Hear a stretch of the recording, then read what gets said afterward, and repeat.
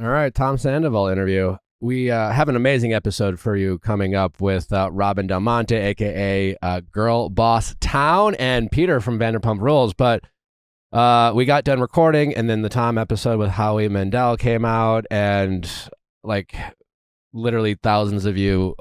Great. I mean, I'm flattered that you guys want our take, and so we decided to do a little tack on to this episode that's already jam-packed with awesomeness, but you wanted our reaction, so here they are. We were going to put it behind Viall Files Plus on our Pop Culture Extra bit. We wanted to give you a little preview of the type of amazing content you can come to expect behind Viall Files Plus. But anyways, let's get into the interview. Honestly, here's what I thought. High level, I thought it was really interesting. I was captivated the whole time. Yeah. Howie got us the tea, so to speak. I know, let's address the Howie Mandel criticism. It's Howie Mandel. He's a comedian. He doesn't really give a shit. Who cares? And I know a lot of people were like, well, Howie shouldn't be doing this interview. And listen, I would have loved to have done the interview. I wish I would have reached out. I literally reached out to Tom the day I found out Howie did the interview. But there's no guarantee Tom would have done an interview with me. He clearly has a rapport with Howie. They're friends. Howie created a safe space for Tom.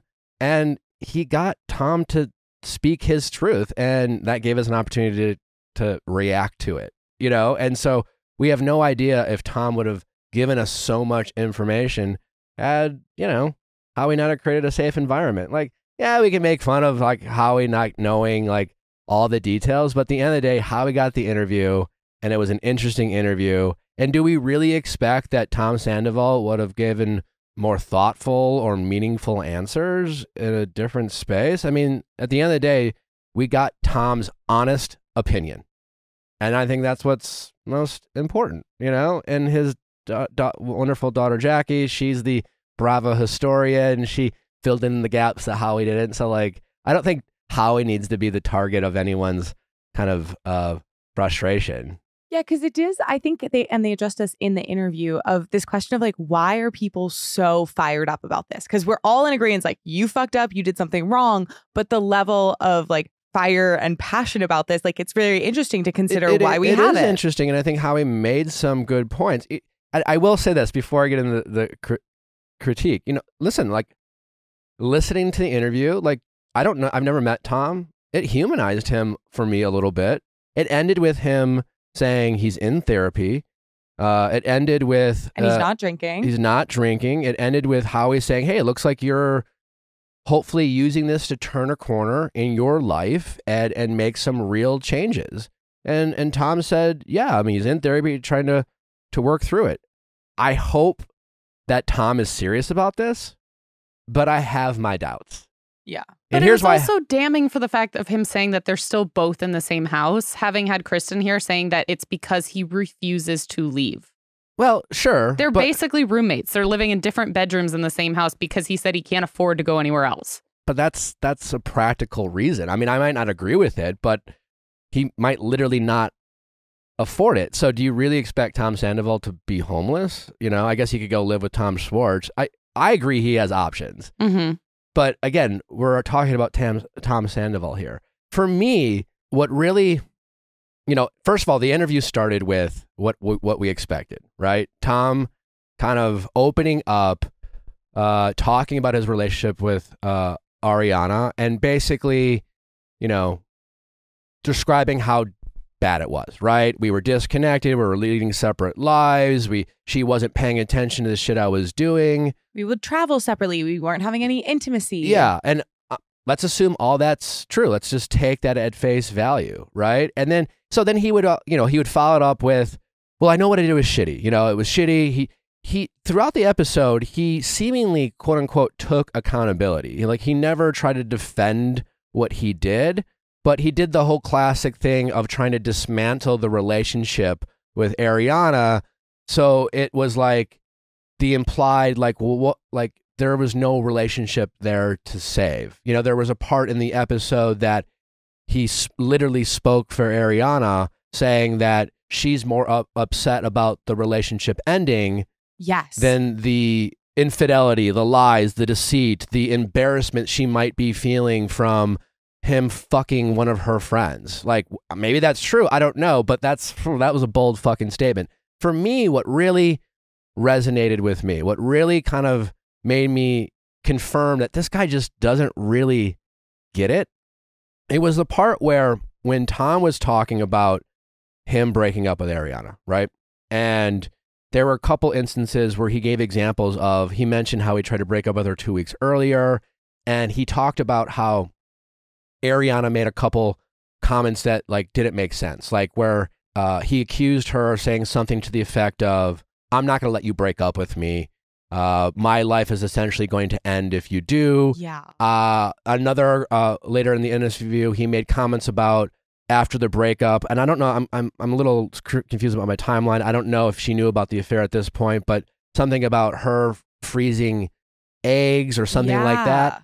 And he basically, and so to me, you know, he was talking about how he was basically calling Ariana crazy, right? Totally. And all I'm thinking in this moment is like, dude, like you broke her heart. You shattered her, right? She found out that you have been lying to her. You were fucking her friend. Like, you clearly have never been heartbroken, Tom. Clearly you have never felt the type of pain and just absolute feeling, the feeling of being destroyed, you know? Because like when that happens, you tend to say some shit that's out of pocket. You tend to say some crazy shit in the heat of the moment when you first find out that your world is crumbling down in front of you. And instead of recognizing Ariana's pain, he decided to go on a podcast and then use it against her to basically imply that she's crazy. And he used language like, you know, I was like scared because she was like not accepting it. It's just like, you fucking shattered her heart, dude. And so to me, it's like, yeah, he took accountability, and yeah, he was like, you know, I was wrong. But like, we're talking about a 40-year-old man. We're talking about a 4-year-old man who has a history of doing this same very thing. So to me, it just sounded like a guy who was like, yeah, you know, I'm sorry, it's fucked up. I'm not going to make an excuse. It's totally fucked up what I did. But like at the end of the day, to me, what he did, what Tom did to Ariana is still an option for him to do in the future. You know what I'm saying? Like, to me, fast forward, you know, 2 years, maybe it's with Raquel, maybe it's with someone else. But if Tom Sandoval is in another committed monogamous relationship that, you know, over a period of time, you know, like has its ups and downs, right? And in a down period where two people are disconnected and no one's going either way to try to bring that relationship back, for him, it's an option for him to feel disconnected from his partner, feel unloved, maybe feel unseen, maybe feel unnoticed or unvalidated. You know, this all happens in all committed relationships. And instead of, you know, sitting down with that person or just dealing with their shit, it's going to be an option for him to fuck someone else on the side.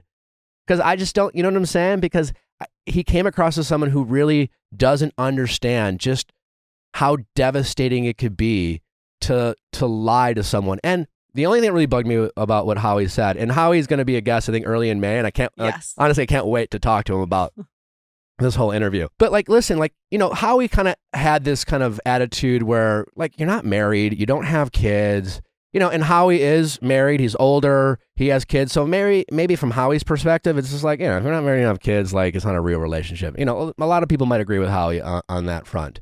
But like Tom even said in the interview that as far as Ariana and him are concerned, they were life partners. For them, marriage isn't in the cards. Kids wasn't in the cards, so to speak, and certainly marriage. And so they kind of had this contract between the two. So for all accounts, they were life partners. So the whole argument of, well, we were disconnected or we were living separate lives, like, listen, like marriage is hard. Life partnering is hard. And you're going to have ups and downs, and you might have periods where you're not connected, and it's both of your faults for not trying to reconnect and find each other. But that's not an excuse to go and fuck someone else, and certainly your friend, and lie and embarrass your partner behind their back. So to me, the whole interview, it just, again, it reaffirmed at the end of the day, he doesn't really care. And like, again, while it might have humanized him a little bit, like, you know, I know people have gone around throwing words like narcissist and things like that. If you listen to the show, you know that like I think that words like narcissist, words like abuser, words like gaslighter are wildly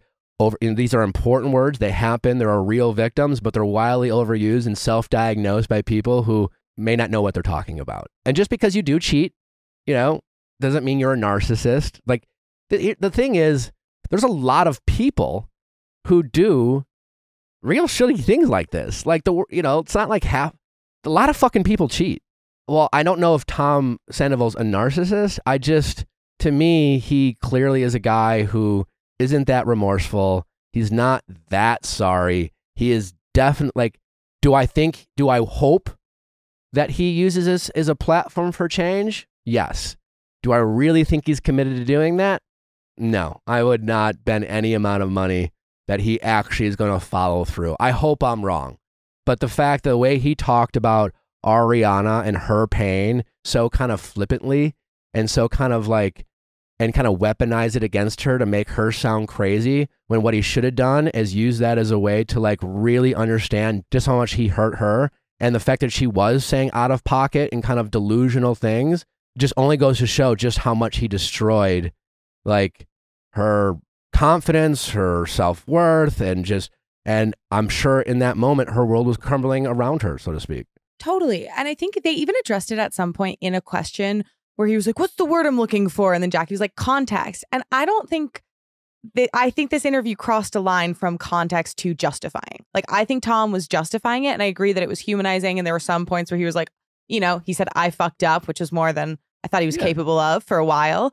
But he did kind of go into this territory of really trying to explain why this behavior was sort of the only way he could have behaved at certain points, when it's like, no, you always had choices. Yeah, I didn't expect Howie to ask this question, but like, we talk about this with Robin in the episode. Like, I want to know why he cheated. That question wasn't addressed. Like, why did you cheat? Why did you choose to go about it this way instead of going about it, having tough conversations with Ariana and sitting down? And he basically he admitted to basically using couples therapy as a way to help break up with her. Well, that's the thing. He like hid. He never just came right out and told her what happened. He was like, I planned to get us in therapy. I did couples therapy. Then we did individual. And it was like he was softening her up to break up with her on Valentine's Day without actually telling her the main reason why he's breaking up with her. I know a way he could have ended the relationship real fucking quick. Be like, I've been fucking your friend for the past several months. Yeah. Don't put her in therapy. Have her do the work. Clearly, he said there was a difference in their relationship. She started to see him. She started to see all these things. And then you're still planning on breaking up with her on Valentine's Day? Well, it's interesting. If you're going to break up, if you're cheating on somebody and you're going to break up with them, I could make the argument that maybe it's best not to tell them. Like, you are going to destroy someone. I mean, I think this is like an age-old debate and we don't have time to get into it. But like, if you're going to end the relationship, if you're already out, like, you could argue, like, what's the point of like hurting them even more by saying, oh, by the way, I was fucking someone else for like a half a year. So the point is, I don't mind that, but it's just more like, yeah, you were just going to keep lying to her and you were going to keep fucking someone else. Either way, it was just like, yeah, he just didn't seem like he really fully understood the damage he did to Ariana. And in talking about how they had a separate life, he made it seem like it was all her fault. Like, she was withholding and she was cold and she wouldn't have sex with him. And it's like she's an introvert, you're an extrovert, fuck you. You did not talk about what it was like opening another restaurant. You mentioned briefly what it was like going on tour, but you did not go into any of the factors of the reasons you were probably a fucking madman with a crazy calendar, that she was feeling really disconnected from you. Yeah. At the beginning, you acknowledged very briefly that when she is depressed, she is someone who self-isolates and is more like quiet. And then later it felt like he tried to use at the end of the interview this idea that the friends who he goes to the birthday parties for, and he's the one who nurtures the relationships, like that they're choosing her side. And it's like, dude, you already said it. I actually thought that was a really great part of the episode. And it has nothing to do with like what side I take, because, when Tom was saying, well, like, what's fucked up about, like, he was referring to cast, the rest of the cast, about all the podcasts they're doing, and they've been graciously, coming on our show as well. He's like, I was more friends with them. And maybe that's true. Like, Tom clearly he sold himself as the extrovert who's always willing to show up to your party and have a good time. And like, Ariana's just not always in the mood. Like, I relate more to Ariana, right? But regardless, cool, you're a fun time. And then Howie's just like, yeah, but they're not your friends. They're people you hang out with.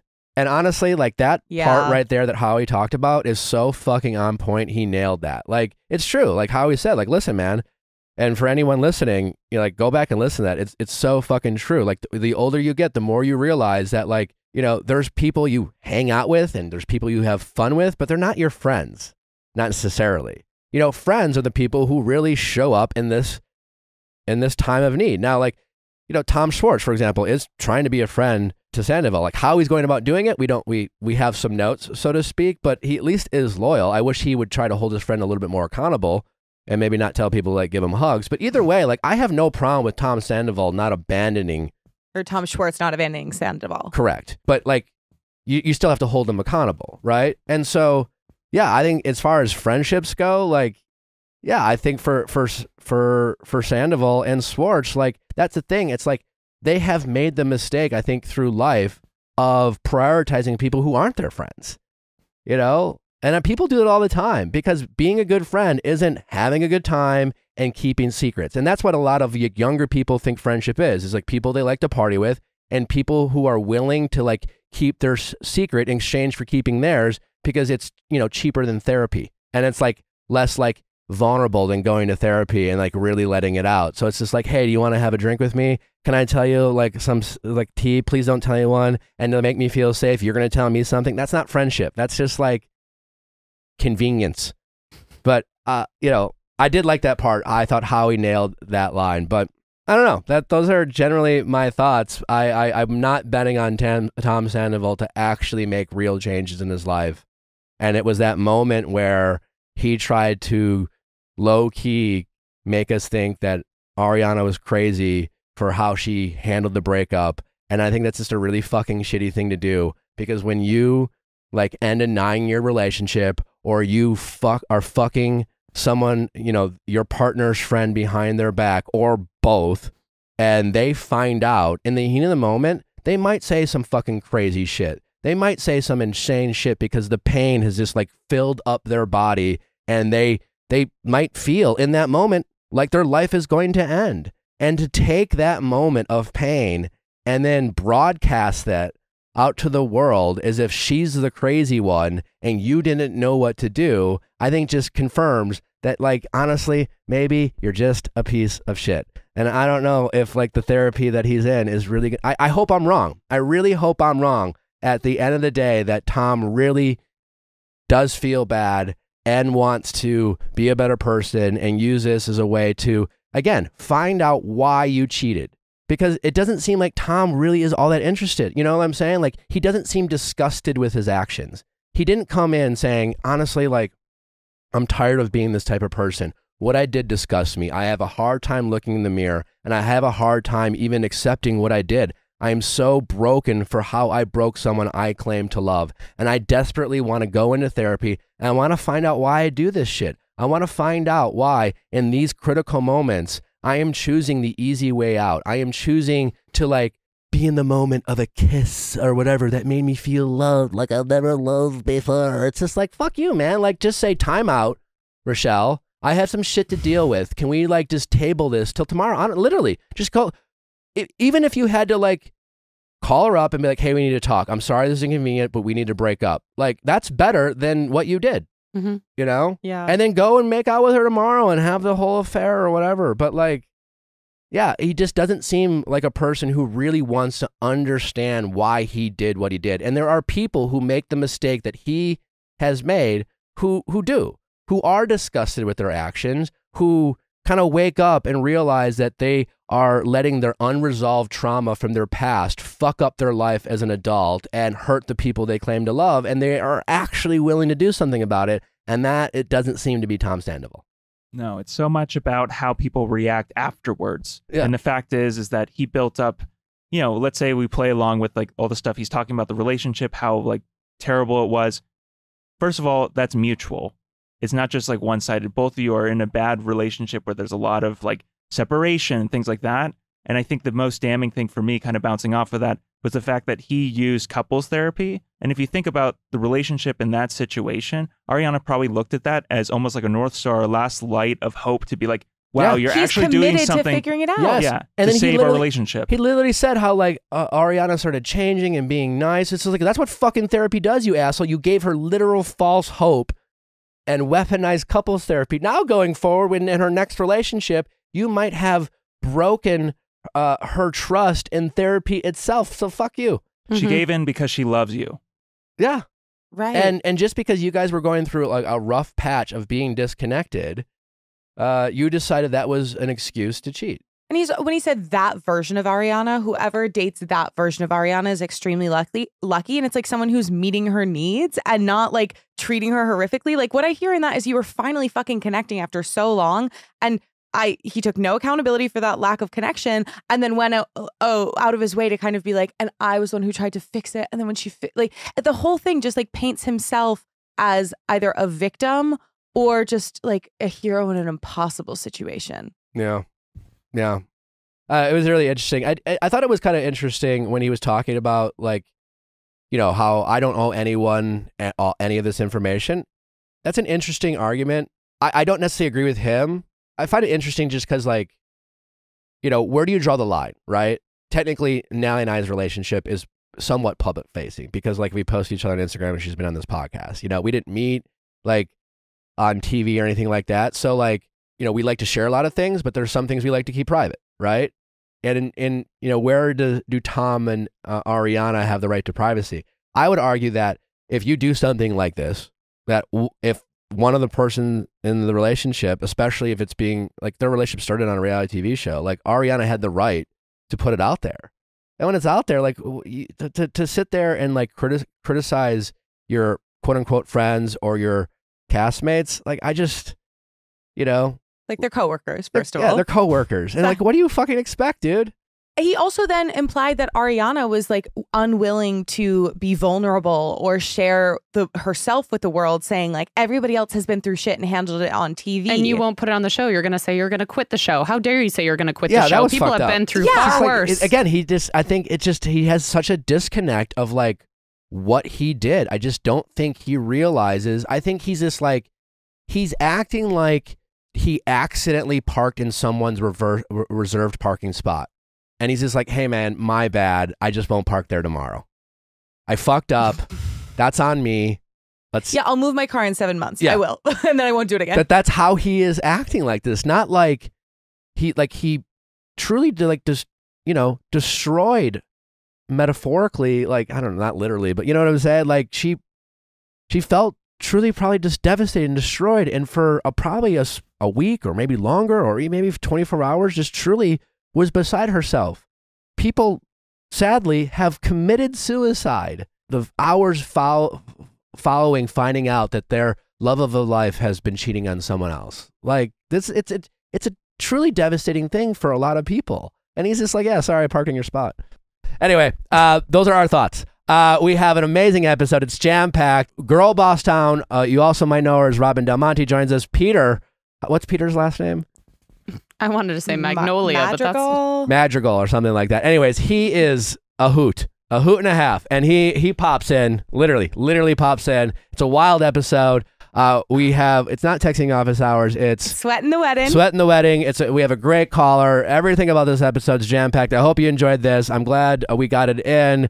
All right, let's get to it. You're crazy.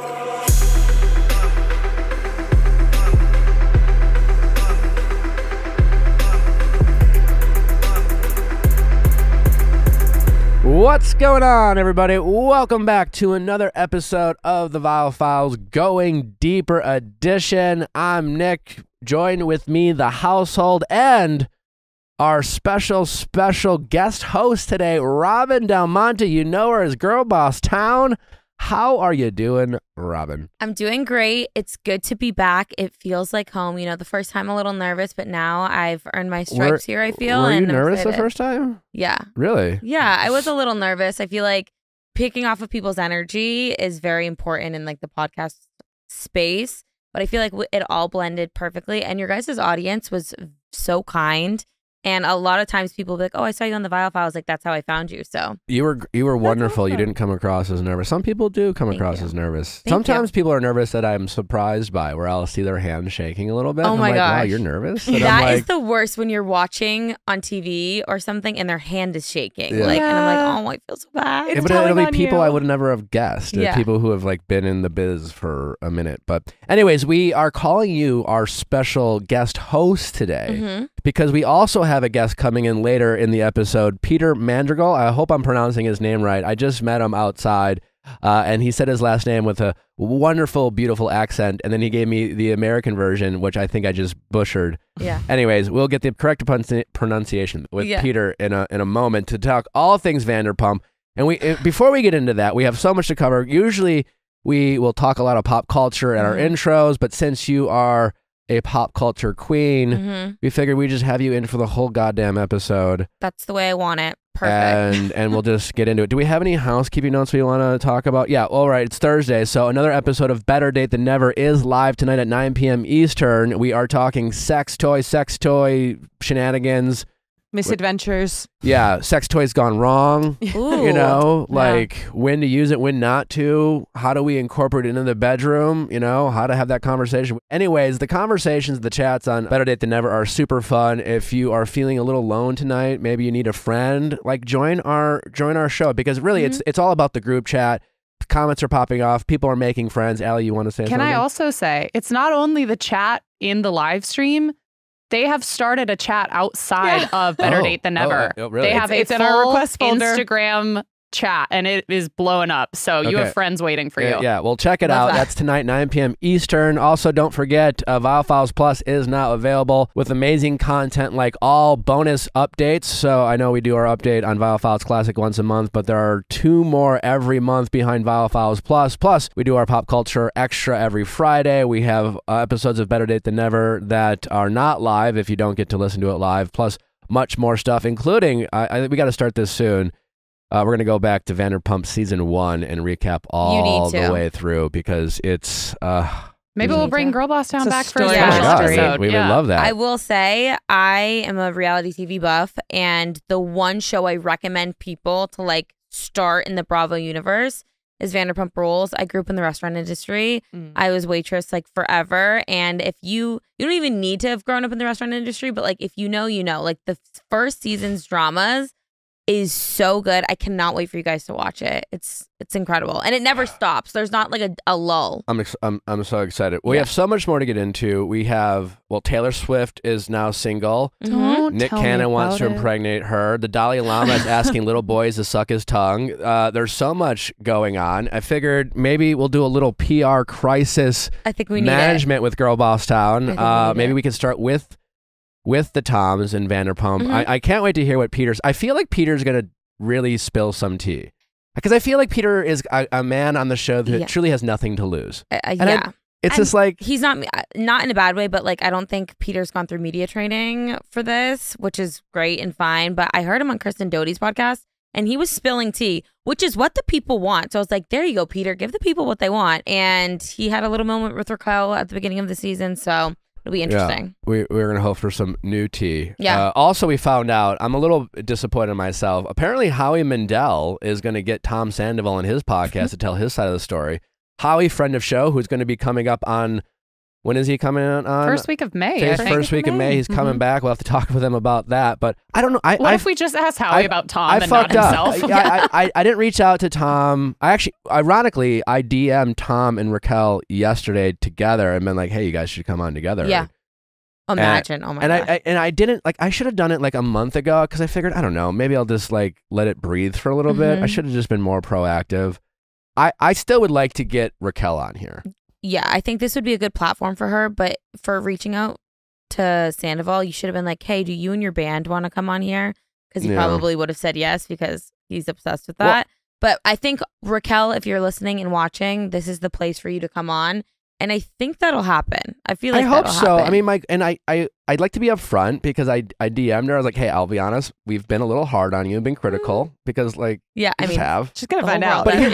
Yeah. here's the thing. I wouldn't want to have her on to just roast her. I mean, clearly that's yeah, no. not the point. I honestly want to, like, listen, like, this happened, right? What it's a shitty situation, what happened, but I honestly want to see if like, where do we go from here, right? There's been plenty of conversations about what has happened and we've made our judgments and we've spoken our piece, but like, how do we move forward? And I'm honestly genuinely interested in learning more about Raquel. Yeah. I mean, there's this crazy story out there. I don't know if it's true. That she went home with him in December? No, not even that, but like her origin story. Her origin story. Oh, yeah. And I forgive me if this is not accurate, but I believe she's been quoted as saying that like she has a sister, but she didn't know her sister was her sister. Yes. When she was raised by her aunt because her mom gave her up at birth because she didn't want her. That's a wild fucking story. I could be very wrong as well. I thought her mom was her sister and they told her that her sister was her sister, but it was actually her mom and she was raised by like her grandparents. Something Anyways, like that. it's Yeah. wild. Yeah. And that, certainly, whatever that is, I can understand why there could be some trauma there. There's And always there's more to the story. There's no excuse for what happened, but there are reasons. And I'm curious. I want to know if Raquel is using this opportunity to truly like look in the mirror and ask herself if she wants to be a better person, and how she wants to. And I want that conversation to be thought of as productive and positive and a sense of healing. And I think it'd be an interesting conversation to have with Raquel if she really understands and wants to enact change in her life. It's also like, what's really interesting too is like, again, like, cause like, look at Ariana, right? I know what it's like to have your heart broken by someone you love, right? And regardless of how healthy that relationship is at the time, when you are betrayed by a person that you think you love and that you can trust, it is just a truly devastating feeling. But sometimes after you get through the hurt, because pain, like hurt and anger, those are kind of temporary feelings. You can only stay angry and hurt for so long unless you, and I say this as a ruminating king, like sometimes you can hold on to the hurt and pain, but if you're willing to process and you're willing to heal, eventually you just kind of get numb to those feelings, right? And it moves through you. Right? And then you also can benefit from, like at Ariana, right? I don't doubt that she has been devastating hurt and she's going through so many emotions and I doubt very much that she's fully healed. But at the same time, it wouldn't shock me to hear that she's also in a lot of ways thriving. Yeah. You know? And you have to gain perspective from your pain. So what you go through will obviously, in the least cheesy way possible, put you where you're supposed to end up. But like, you have to look inwards and define that perspective through the pain that you're going through. And sometimes people don't want to look inwards and they want to just like keep going. So like that pain keeps building other pain and other resentment on top of it. So it'll be interesting to see how Raquel moves forward from this. And it's also really, I was thinking about this last night too, and you're thinking about Raquel and Ariana. Like, it does seem like it was a relationship going nowhere. Their friendship or Ariana's relationship? Ariana and Tom, I mean. Yeah. You know, I was going to say their friendship is a whole other thing. They were dating for 9 years. And listen, people have all different opinions of what they want for a relationship, but I think, I'm threading the needle here, but like, people who want to have like a life partnership with no marriage or no kids, I think that takes a very special type of connection, right? Yes. Because listen, kids aren't for everyone. Marriage isn't for everyone. You know, I'm not here to tell you what you should do, but there is something to be said about having a shared mutual purpose. And for a lot of people, raising kids is that purpose, or even just the commitment of marriage is that purpose. For two people to just decide that they want to be life partners forever, to just kind of hang out, takes an incredible amount of connection and chemistry and work. And I'm curious from Ariana's point of view, if now that she's out of this relationship, she feels like relieved or kind of like, why was I in that relationship? Because like, what did that relationship bring her? Yeah. You know, that she couldn't get somewhere else. So on the show, they dive into all of this in the previous seasons of like why her opinion is that way on marriage. And she like went through divorce and just like has all these feelings and lost her dad. And she was just kind of like going through it in life and maybe looking at marriage as not being super optimistic about it just because she didn't want to go through what her parents went through. And that's what I think is even like more painful to watch all this go down is because she didn't want to get into a marriage because she didn't want to get hurt or have things like this happen. So it's almost even worse. But do you think that after this now she's like, oh, like maybe I should look for like a life partner to want to get married to? Because I mean, like, this is even worse now. I'd be like, I'm never even looking. I don't know. I mean, hearing that, I guess I just don't think you can go through life avoiding pain. Yeah. Vulnerability. And like, listen, like, fuck. I mean, I've taken some pretty big swings in my life. I've been hurt pretty bad, you know? And it's just like, that's where therapy comes in. That's where processing your emotions. You just can't go through life trying to, like, every time you get hurt saying, well, I'll never do that again. Or if it happened to someone else, you know, you kind of live in captivity. Yeah.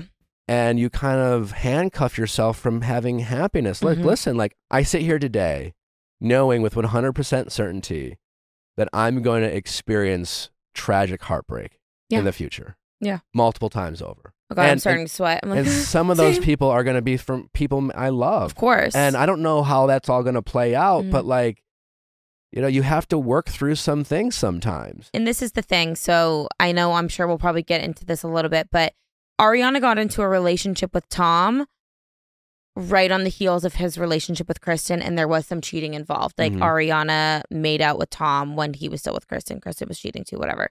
So then Ariana and Tom kind of looked at it as like, this caused so much controversy and so much scandal. We might as well stay together. Like, it almost pushed them to stay together more because there was so much like craziness around them even starting to talk and get into a relationship. And I'm wondering if that will now be what happens with Raquel and Sandoval.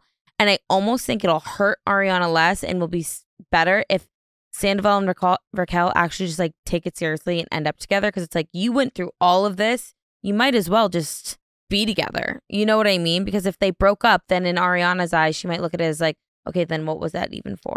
Do you think, like, as a historian of the show, hearing you say that, it makes me think of Tom Sandoval being really scared to be alone if he's constantly starting another relationship while he's in a current relationship is still like, if he perceives it to be like fizzling out, or it's like, so, you know, whatever it is. I think he just needs validation 24/7. I don't know if Howie will address this on the show, but what I want to know from Tom Sandoval is, why did he cheat?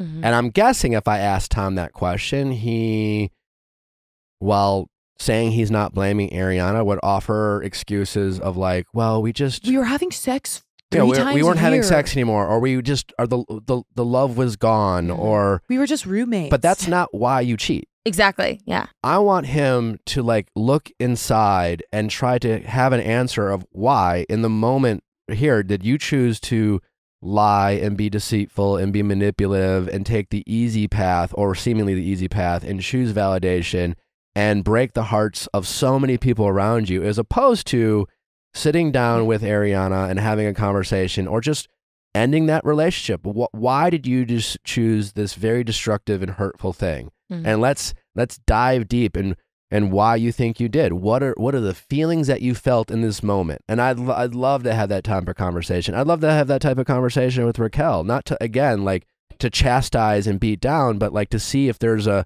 path forward. Even though Raquel is looked at as like not having much thought, I think that Raquel's doing a better job even owning up to that, even if it's just her PR, like in her notes app apology, saying like, I have a problem with validation and like whatever. Like, she's kind of leaning into like I have an issue, but Tom is a pointing fingers guy.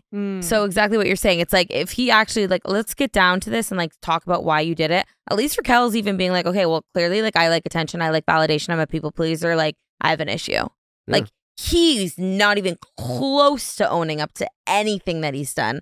Like, and I'm sure that'll just continue. I would like to ask Tom Sandoval if he thinks he's a good person, and then I'd like to ask him why he thinks he is, assuming he says yes. Yeah, but with narcissists, like, I don't know. I think it'd be a really interesting conversation. Yeah, definitely. Anyways, let's get into some maybe PR crisis kind of roundup. Let's start with the Toms. Okay. Tom Schwartz was on Watch What Happens Live last week. Heavily talked about. Yeah. Him and I DM'd the day before. He's down to come on, possibly in the next week or so. Oh my gosh. But what would you say? How should the Toms? Let's start with Tom Schwartz. Yeah. What you're Tom Schwartz's publicist. Yeah. Okay, so I think it could go a couple of ways, but right now, everybody, including Andy Cohen, was like, bro, like, you need media training. This is so incredibly bad. So while people are kind of poking fun and making fun of that, I would almost have him go back on Watch What Happens Live with like a Kate Bailey from like Align PR, like have like a media crisis person be on the other side of the couch with him to talk through media training and like a kitschy, like fun interview way to poke fun at the fact that one, he does not know how to compose an interview, and two, like kind of redeem himself and like have that conversation and have him be media trained, but like in a way that's on the media and like still funny and kitschy. And then also, I think that he needs to, if he's going to gain the respect of the public again, which I think might be kind of hard, he needs to cut ties with Sandoval. Like, even though that's his best friend and his business partner, they can still be in a business together and maybe figure that out legally. But him standing by Sandoval's side, I think he thinks is very honoring and like loyal, but it's doing the complete opposite. Yeah, I don't really think there's much hope for him. I like him, like, as a I think there's no hope person for what, like, to have a career in this space. Playing devil's advocate on abandoning Tom Schwartz. I just want to see him hold his friend truly accountable, because it's the way he goes about it. He's just kind of like his whole like, well, you know, if you see Tom, give him a hug. He's like, no, you know, and it's like, yes, I agree that like the internet always goes too far, and whatever Tom Sandoval did, like if you're harassing and bullying Raquel or Tom in the DMs, that's not okay. But like, I think Tom Schwartz could say, listen, at the end of the day, Sandoval has been my friend for years, and I know while right now he comes across as a person who has no redeeming qualities, I've seen a guy do a lot of great things. And while I don't approve of what he did, that my hope is Tom's friend, is that I want to hold him accountable and challenge him to do the work and become a better person, and so that he no longer does these things, and like actually have a thoughtful like comment about what type of friend he wants to be. But Schwartz comes across as this kind of, he does. I think what's his name said it on Watch What Happens, Jerry O'Connell. Like he comes across as such a boy, and I'm not even trying to be a dick, but he just comes across as a boy whose only real thought is just to like have fun with his pals, and like everything's gonna be fine, and no one's feelings are ever really hurt.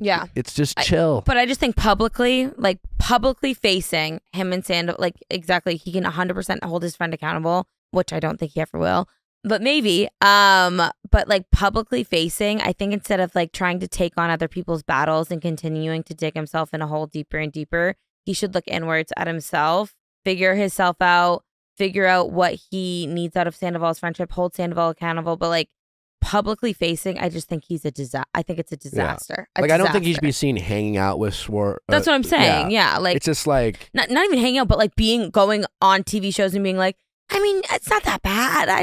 Just like talking himself into a hole. It's like, oh, this is really bad. Yeah, calling his ex, like he would stand up for Sandoval more than Katie, his ex-wife. Yeah, for sure. That's what I literally said that last week. I was like, if he stood up for Katie the way he's standing up for Sandoval, the way he stand up for like his laundry guy, literally like, anyone but her, I think they would have had a much better marriage and might still be together. Yeah. He has Peter Pan syndrome, like, to the nth degree. Well, and Katie even said that in the most recent episode in Mexico when she was talking to what's her friend that went to Mexico with her? Christina yeah. And she was just saying, of course, he did the thing he always does, where if there's a third party in a conversation, he will always take the third person's point of view over mine. You know why he does that? Tell me. Because he's really taking his side. Exactly. And he's using the other person as an outlet to like hop on the bandwagon. Yeah, because he's like, see, I'm not the only one that thinks I'm like not the only one who, Well, and Katie's even said too, like he has opinions behind closed doors, which is the frustrating part when you're shooting a show like this. Sure. But the best is when he was like, you know, I love Katie. I love you, Katie, but she was a monster. I'm like, you are just, it's so bad. It's so bad. Yeah. Like, don't you know, like, doesn't he understand like headlines or clickbait? Like, even I get nervous for the things that I say. And like, I'm not on that platform like at all. Just think before you say, like, think. Just try to think. We still hope to have Schwartz on next week. And again, like Raquel or Sandoval, like, I hope it's a productive conversation, because I look at someone like Tom Schwartz and he has a lot of redeeming qualities. He probably in a lot of ways I loved him the first is a couple good shows. friend. Yeah. I just think he just needs to like realize that sometimes you have to make some grown-up choices and some tough choices, and you have to say no to the people you claim to love or are friends with, because sometimes being a friend is holding people accountable. And even sometimes maybe distancing yourself or being a friend from afar, you know, at times. And just like, I want to see if I can have a conversation with Tom about that, to see if we can get to a place where it sounds like he understands that concept. Yeah. And like the difference between like being nice and being kind. As a quote, in terms of how there's some discernment required, because it just seems like he doesn't want any conflict. But like, yeah, because so he'll think him being kind is like taking Sandoval's side, but like, because he's like a people pleaser, like he thinks like, well, he's my friend, like whatever. But it's like, you're also friends with Ariana, you're also friends with Kate. Like, he doesn't think of the right thing. He just thinks of like what's right in the moment. I always think back to when we had Teffy on, and she was saying about the difference between nice and kind, and she was saying nice is saying, you look great today, and kind is, babe, you have something in your teeth. And I feel like it's just, it's calling people out. It's telling them honestly what's going on. Yeah, like facing discomfort. Yeah. So, okay, media training and some distancing from Sandoval for shorts. Okay. Osea, the best skincare products in the world. And they're so good that my holistic nutritionist sister, who reads every label of every ingredient, hits me up constantly, asks me for more Osea because, and I quote, "It's the only stuff I put on my skin." It's very important to be conscious about what you put on your body, because it ends up in your body. And Osea has the highest quality ingredients on the market. The Ocean Eye Serum, especially with like spring, it's like we want to be refreshed. We want to be wide awake, bright, ready for summer. And I really like their Ocean's Eye Serum because it's like a shot of caffeine. Literally, it just like brightens the look of eyes. Also, the roller ball that you apply it with has this awesome cooling, smoothing effect. And it is just something that it makes me feel so refreshed. Osea has been making seaweed-infused products that are safe for your skin and the planet for over 27 years. All their products are clean, vegan, cruelty-free, climate neutral, powered by seaweed, and conceived in California. Diminish puffiness and dark circles, smooth out the fine lines and wrinkles, reduce the look of crow's feet and eyewear bags, brighten the look of your eyes, and so much more with all the wonderful products from Osea, including their Ocean Eyes Serum. Spring into your most radiant skin yet with clean vegan skincare and body care from Osea, and get 10% off your first order site-wide with code TVF at OseaMalibu.com. You'll get free samples with every order and free shipping on orders over $60. So head to OseaMalibu.com, that is OSEA Malibu.com, and use code TVF. That's the Viall Files. T is in Tom, V is in Victor, F is in Fancy, for 10% off. Canva Teams is what is responsible for keeping this household together, and it's the only way that we produce cohesive content. It's the way we stay organized. We are all in this together, so to speak, and it's probably the only reason we're as efficient as we are.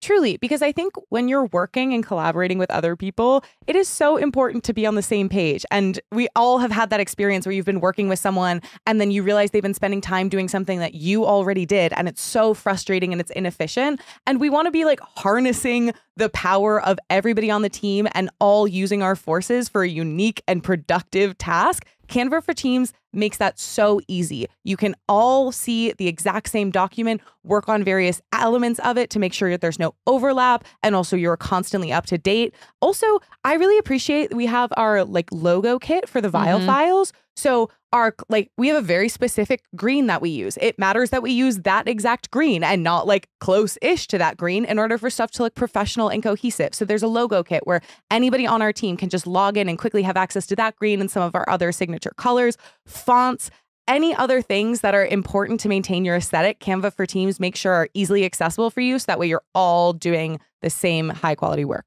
So get Canva for Teams now. Collaborate with Canva for Teams. Right now, you can get a free 45-day extended trial when you go to canva.me/VIALL. That's canva.me/VIALL for a free 45-day extended trial. Canva.me/VIALL. Do we want to do Sandoval next Is specifically, there or any Raquel? hope for? You're Sandoval. Well, You get hired as Sandoval's rep. Yeah, but you said exactly what I was gonna say for Sandoval. But I was like, I think he should maybe like meet with Dr. Drew or something. Like he needs to like do a full blown, just like look in the mirror, look inwards, and figure it out. Like I think he shouldn't be performing with his band. He needs to stop doing that immediately. Before and after Sandoval, I don't think the band was a good idea. But that is so bad. And kind of what I was saying before, he needs to do a lot of work on himself and hold himself accountable. But I don't know if anybody can make him do that besides himself. And I don't know what would make him finally throw in the towel and be like, okay, I need to work on myself. Because if this isn't an eye opener, what is going to be? Like, I mean, he was like recorded like last week, glitter and face paint and shirtless with glitter pants, just performing. He's like, it's like his performances are like if like the Harry Styles of at like a Denny's. Like it's like no, he's like Walmart David Bowie. Yeah, like wow, that's real good. Thank you. But that's like, good. do you know what I mean? Like the places, like no offense to the venues he's performing at, but it's just like, yeah, or no offense to Denny's even, but I'm kind of hungry. But yeah, no, there is no hope. But do you guys think anything will ever make him hold himself accountable and like actually look in the mirror? Like, or do you think it's just not going to happen? I doubt it. Because if this isn't doing it, like what? But I think that the difference is it's like he craves validation so much and he's still getting it. He's Yeah, like, no, that's the thing. he's It's liking like, this. He's getting attention. liking Even this. when we had You- Kristen you on, need to hit rock bottom, and this isn't rock bottom. right I feel after like- the news broke, he was still performing and there's still fans showing up. And Kristen was saying he slept with a fan right after this news just broke. When you guys watched season 1, like they all wanted to be actors. Like they thought they were going to be Brad Pitt, like genuinely, mentally, physically, emotionally, everything. So like him now being in major headlines, like he loves this. Like this is everything for him. And that just shows like he would rather be in Page 6 than like be in bed with Ariana. The only thing I could imagine him changing for, and I don't think this is like a strategy or approach that anybody should take, but if he like knocked someone up and became a dad, I feel like sometimes people have a really intense kind of like, I know a lot of like addicts will have like a real like, okay, rock bottom, like I can't do this anymore look. It seems like sometimes for some people, considering parenthood makes them actually be honest. I don't know that I he hate would. that for his hypothetical kid. I know. It would be a nightmare for everyone. Because like Who is paying for that hypothetical kid's while therapy? that can happen, it often doesn't. And there's probably a lot of people listening with narcissistic parents who were never parents because they never stopped chasing their own individual dreams. In fact, I personally know people who have experienced shit like that, where their parents just never stopped with their own individual bullshit and abandoned their families and abandoned their children to literally never grow up. And yeah, I mean, if Sandoval like pulled in a cannon, like I honestly think like the world would just like be like less of a better place. Speaking of Nick Cannon, yeah, he wants to impregnate Taylor Swift, which that is the most blasphemous. Ew. Why are we giving Nick Cannon such attention for what is now? It's just weird now. It's weird. It's horrible. Also, the fact that Taylor Swift, who is literally headlining the biggest tour of all time, performing 3 hours a night, has put out some of the greatest music of all time, is finally single. And what people are harping on is a Nick Cannon story rather than the fact that this independent woman is taking over the world is just fucking disgusting. Excuse my language. No. But no reason to excuse. yeah, I think it's horrible. And it's weirdly like I grew up, I'm 28. I really liked Nick Cannon when I was younger. Like he had Love Don't Cost a Thing. America's Got Talent. Yeah. He was great. But even like before then, like he like when he was like young and like in his early 20s and doing Wild and Out, like I thought he was dating Chanel Iman, the Victoria's Secret model. Like I was like, I really liked him. Like I thought he was great. And then it's like, what happened? Like this is just horrible. If you want fame so bad that you're willing to procreate just for fame, like this is the world's doomed. Yeah, I just I don't know why we're celebrating this kind of. Yeah. Why are we giving it attention? Yeah, because it's like Tom kinda Sandoval. seems like the almost more a sickness where Yeah. he's just trying to like impregnate as many women as possible it seems like someone very concerned about a legacy. But And like, that's yeah, but that's it's fine. fucked That up. It's not a good way to do it. We're at all all. kind of like no, but like that's fine that he wants to have all those children, especially if the women are consenting it and they want to have it as well. That's not even what I have a problem with. What I have a problem with is him like being like, I'm gonna impregnate Taylor Swift. It's like she's so not in this narrative. Well, like, what are it's you doing? It's yeah, you're right. If he wants to do his own thing, but it's now a story. It's like a TV show. The story is gross. It's because it comes across as him impregnating women and having kids for the sake of the attention. Because aren't they coming out with a TV show about who wants to be Nick Cannon's next baby? Oh, mom? That's gosh. gross. No, I Gross. actually It also think that's just, the thing. yeah, it just feels so, I don't know. Feels like he's trying to dominate her and take, it's the very It's similar disgusting. energy of I made that bitch famous. Yes, exactly. And it's like, I can't. Well, speaking of gross, we have the Dalai Lama who was caught on tape asking a young boy to suck his tongue. Mm-hmm. And his team, I believe yesterday, came out with some His sort team, it's so weird to hear Dalai Lama and his team of... all in the he same definitely has a sentence. team. But they basically said, jokes and spaghetti, it's him being goofy. Yeah. What would Robin, PR crisis specialist, say? Because to me, that didn't land for me. That definitely didn't land at all. And it's like, it's crazy because like there's like a microphone right here in front of a crowd. And he's like, I want you to like he says it into the microphone. It's not like somebody like caught it like in a moment. Like it was literally on a microphone that he's saying it to the little kid. And he like pulls the kid closer and closer and the kid's kind of like pulling away. Very crazy, uncomfortable. And it's actually not being spoken about as much as I think it should. Like I searched for it yesterday and it happened a couple days ago. I was like, why isn't this everywhere? But maybe their crisis PR team is kind of handling that. It's definitely not all jokes and spaghetti. I think it is foul, but it's so difficult because this is somebody that people look up to like crazy, like the Pope in a sense. So it's like the people who are ride or die for the Dalai Lama are going to just continue to support him. But the rest of the people who don't necessarily even understand him or what he does, like they're going to be like, this is crazy and insane and disgusting, which I believe it is as well. No one taught the Dalai Lama boundaries. You know? Yeah, no. But people are saying, I was doing research into it, that like maybe like dementia or like. Maybe. I mean, he is 87 years old. So maybe if that is the case and they're doing actual serious studies on that maybe being something that he has.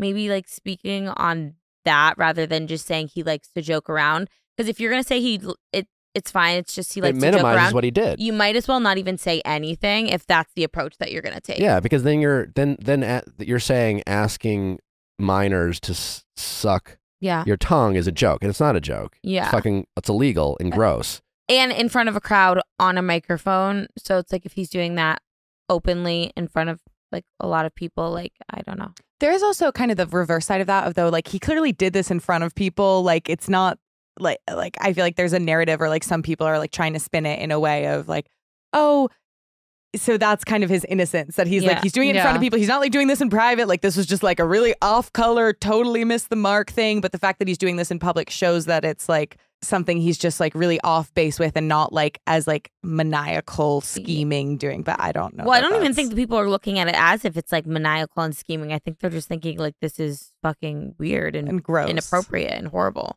Kylie Jenner was accused of sexualizing Easter. Did you hear it? And in what way?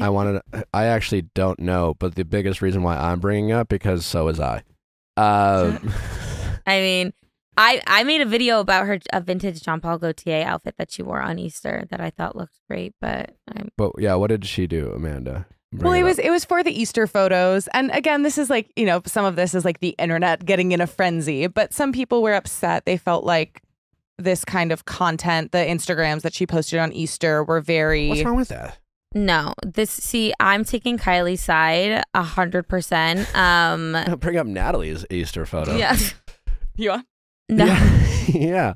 But no, this is just people wanting to hate for no reason. If Tom Brady took a shirtless picture with Easter bunny ears on, people would be like, oh my God, like so hot, love him. He's the best. Like he's the best dad. He loves Easter with his kids. But if Natalie or Kylie posted this, they'd be like, oh my God, it's a double standard. And it's Kylie's wearing a dress, like a floor-length dress. And it's vintage Jean Paul Gaultier, like giving. Give me your PR advice, because Natalie did this wonderful photo shoot with yeah, we're just staring. With a wonderful, talented photographer, Black Prince, on Instagram, if you want to check it out. And so she posted it, whatever. Neither Natalie and I are super religious at this point in our lives. Yeah. And then I shared it on my story, and with a caption, "Jesus has risen" on Easter Sunday. I should have known better, obviously. It's like, but listen, as someone who grew up very religious and very Catholic, Same. like listen, for me, I believe that truly, if there is a God, he has a sense of humor.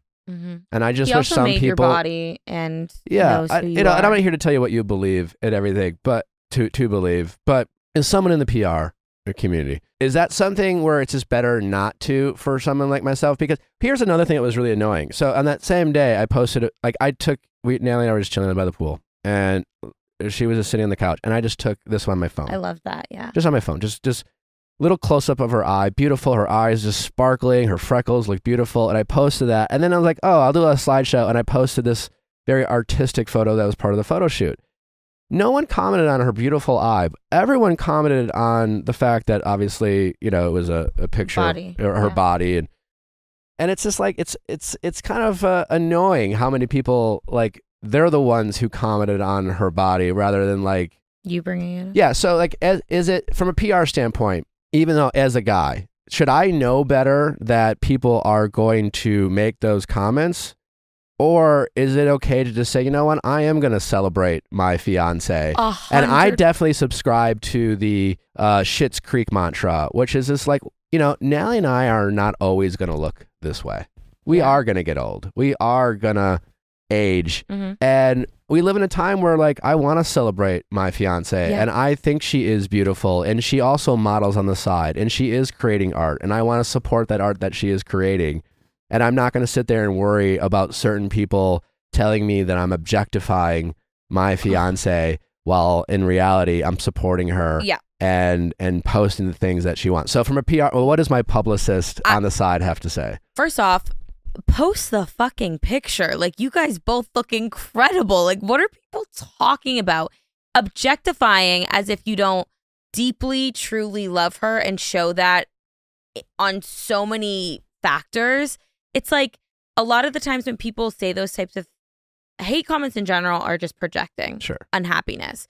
So if you want to post a photo of you and your future wife in bathing suits, like by a pool, if we're going to take issue with that, then there's issue with legitimately everything. I think that maybe those types of comments will come in, but I would never pay any attention to them, and I would never stop posting those types of things, because at the end of the day, you're celebrating the woman you love, and she's celebrating herself too by even taking those photos and having the confidence to take those photos. So thank you. Don't think about the haters on that. Like, I sometimes it's also the tale as old as time. It's like, okay, people called Khloe Kardashian fat, an ogre, the ugly Kardashian for years. That was every comment. Then she finally either gets work done or works out and figures out how she likes to look. And now people are like, criticizing. Oh, this is fucking horrible. Yeah, it's like, changed. So like, if you didn't post Natalie and you posted, say, like, yourself, people would be like, Sure. well, where's Natalie? Like, you don't want to post your wife. Like, people will never be happy with what you post, I think. Yeah. That's just my opinion. What did you think of a while back for Valentine's Day when Emrata and Eric Andre were like rumored to have a little something, maybe and they nothing? posted the post-sex picture? Yeah, like the naked photo. Yeah. What did you think of that? Because it seems like, in the context of relationship, absolutely, you love this person. Like, they're your person. You have every right to like express affection and intimacy. What do you think about when it's more of a casual situation? I just think consent is key. I think if both people are down to post that and there's consent behind it, then like, why would it be a problem? Mm-hmm. That's, I think, what it comes down to. And that's the thing, some people might be conservative when it comes to, body and sex, and that's fine. But like a lot of people aren't, and that's okay to And celebrate. then also, like, if you are conservative, like, don't follow the type of people who post those types of things. Yeah. What did you think of Kourtney Kardashian's very unfiltered look at her wedding night in Vegas, where Puking she in the backseat of the posted car? some photos? Iconic. iconic, and it's also they're very smart about Courtney's wedding because they gave us so much but so little at the same time and now hype they're for their freaking show. launching. Yeah. So And Travis being like, I don't know how I could pick between the 3 weddings. It's like choosing between your children. yeah, I think it was very smart. It's calculated is the wrong word, but they know what they're doing on social media. But can we talk about this decision of how to throw up? Because I want to critique it, but then I'm also like, I don't know the better one. There is no she's on the bag. floor. It's just going to be in Vegas the car. too. But who Well, was, she can't open the door because she's a Kardashian. so someone's Yeah, just I stuck don't with know if it. you guys saw videos from that night, like when they're walking into the hotel. Oh, like trying he's holding Yeah. her up. yeah. Also, she lost her jacket. R.I.P. R.I.P. Happens to the best of us. Should we get to Peter? Yes. All right, let's bring in Peter. Hey, your privacy is important. It is so important, and there's so many places out there that have your information that they don't need it. Like, you ever heard of the dark web? It's a scary place. I changed some emails, I changed some passwords, I even got a new number because your information is important. It seems like there is a new data breach in the news every day. In 2022 alone, there were over 1,800 data breaches that exposed personal information of over 422 million individuals. Victims of data breaches are easy targets for all sorts of cyber crimes. Even the most tech-advanced companies in social media, telecom, and crypto have been breached because of vast, sensitive data they possess. And because of all this risk, we are thrilled to partner with Aura. Aura is an all-in-one online safety solution that helps protect you and your family from identity theft, financial fraud, and online threats before they happen. With Aura, you can rest easy knowing someone is looking out for you. The app scans the dark web to look for your email addresses, passwords, and social security numbers and other sensitive information. If any information is found, you will receive an alert in real time. If you are a victim of identity theft, their experienced white glove fraud resolution team will help you navigate credit bureaus, help you initiate credit freezes or locks, and work with you around the clock to resolve it. It's such a peace of mind thing to have. Those robocalls drive me crazy. And that is one feature that I so appreciate with Aura is that it protects me against those because it's just annoying when your phone is constantly ringing. For a limited time, Aura is offering our listeners a 14-day trial plus a check of your data to see if your personal information has been leaked online, all for free when you visit aura.com/VIALL. That is aura.com/VIALL to sign up for a 14-day free trial to start protecting you and your loved ones. That's aura.com/VIALL. Certain terms apply, so be sure to check the site for details. Intimissimi lingerie. Keep singing, Nick. Well, yeah. Keep singing. I mean, like, they have some great stuff. I was on their website last night shopping for my lady. Yeah, they have great fabrics, colorful silks, It's delicate so elegant. lace. It's elegant. Yeah. It's You feel Italian. It's tasteful. It's tasteful and sexy and seductive and high quality. When I was in Italy, I got a bra from Intimissimi. And I have this bra to this day. Even though it has been years, the quality is so high, like the materials are so nice that over time it has not worn at all. And it is still one of my most beloved items. Also, if our word isn't enough or Nick's web searching isn't enough, they've recently partnered with JLo. So if JLo is putting her stamp of approval on it, you know that it's high quality. You know, like Amanda said, it's going to last for a really long time. It's going to look beautiful. It's going to feel great on your body. So what are you waiting for? You need to go find some Intimissimi pieces, add them to your life. And yeah, and it's so fun whether you have like a partner that you're so excited to surprise them with, or it's just that good feeling of when you wake up in the morning and your bra and your underwear match, or you're just wearing your favorite undergarment, whatever that may be. It just starts the mood on a high note, and it is great for morale. Amen. So to find your next beautiful pieces to add to your wardrobe, go to intimissimi.com/JLo. You'll find everything right there for you. That is intimissimi.com/JLo. Intimissimi. Get your Italian on. Get it on. Get it on. Thanks for coming, Peter. Yeah, thanks for coming, man. Yeah. We're excited to get the Great. tea. Huh? I said we're excited to get the tea. Tea. Y'all getting me nice and inebriated over here. I also had a shot of the 181 tequila. Did you?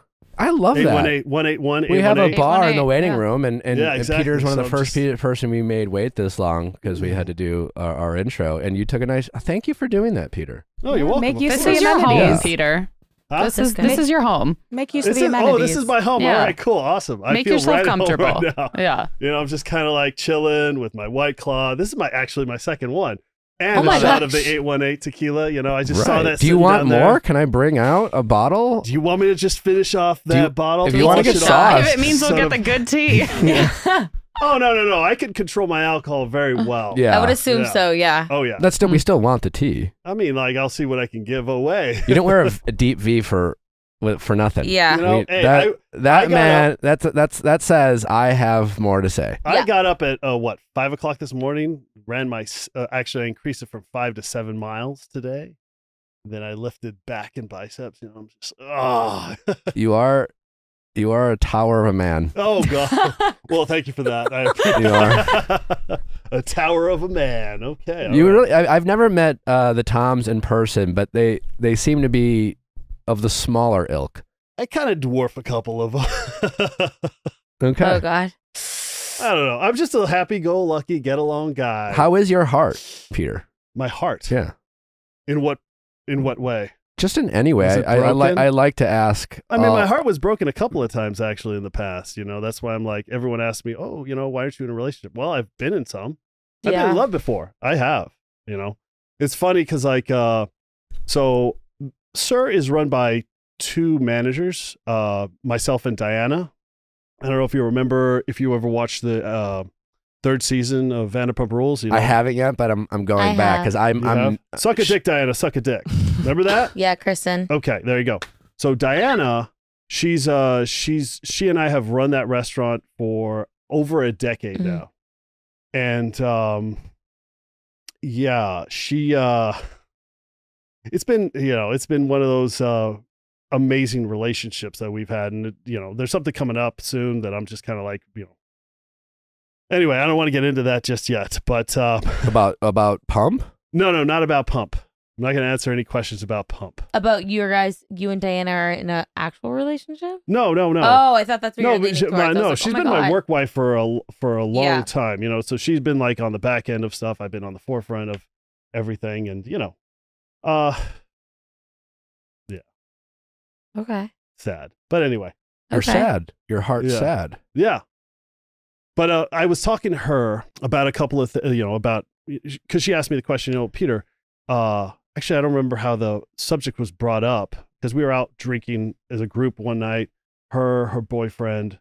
And this woman's been my work wife for over a decade. Like I said, she's got my back. I got her back management wise at that spot. And yeah, I can't remember how the conversation came up, but I was like, Diana, you know that I've been in love a few times. And she's like, oh, I know you've been in love. I was there. I saw. Who were you in love with? There's a couple of people that you wouldn't know. Actually, one of them you probably would, and I'm not going to mention her. Why not? Huh? Do you want to give us a clue? Yeah, we can guess. It'd be fun. And you're not in love with them now. Yeah, I know. It was years ago. So we can celebrate that. Love's a beautiful thing. Yeah. So yeah, this girl, her name was Stephanie. She did Playboy back in the day. Okay. Yeah. Guess too. So yeah, that was one of them. That was She more did a recent. Guess campaign. Yes. Yeah. Guess girl. Yeah. Playboy. What happened? I don't know. She just kind of like left, and I was like, well, I was heartbroken. But you just went, huh? I went, and I'm going now, but then I was like heartbroken. You were devastated. Yeah. How long did it take you to get over that? Oh, I don't know, a while. Yeah. So speaking of heartbreak, obviously your friend Ariana is heartbroken over the.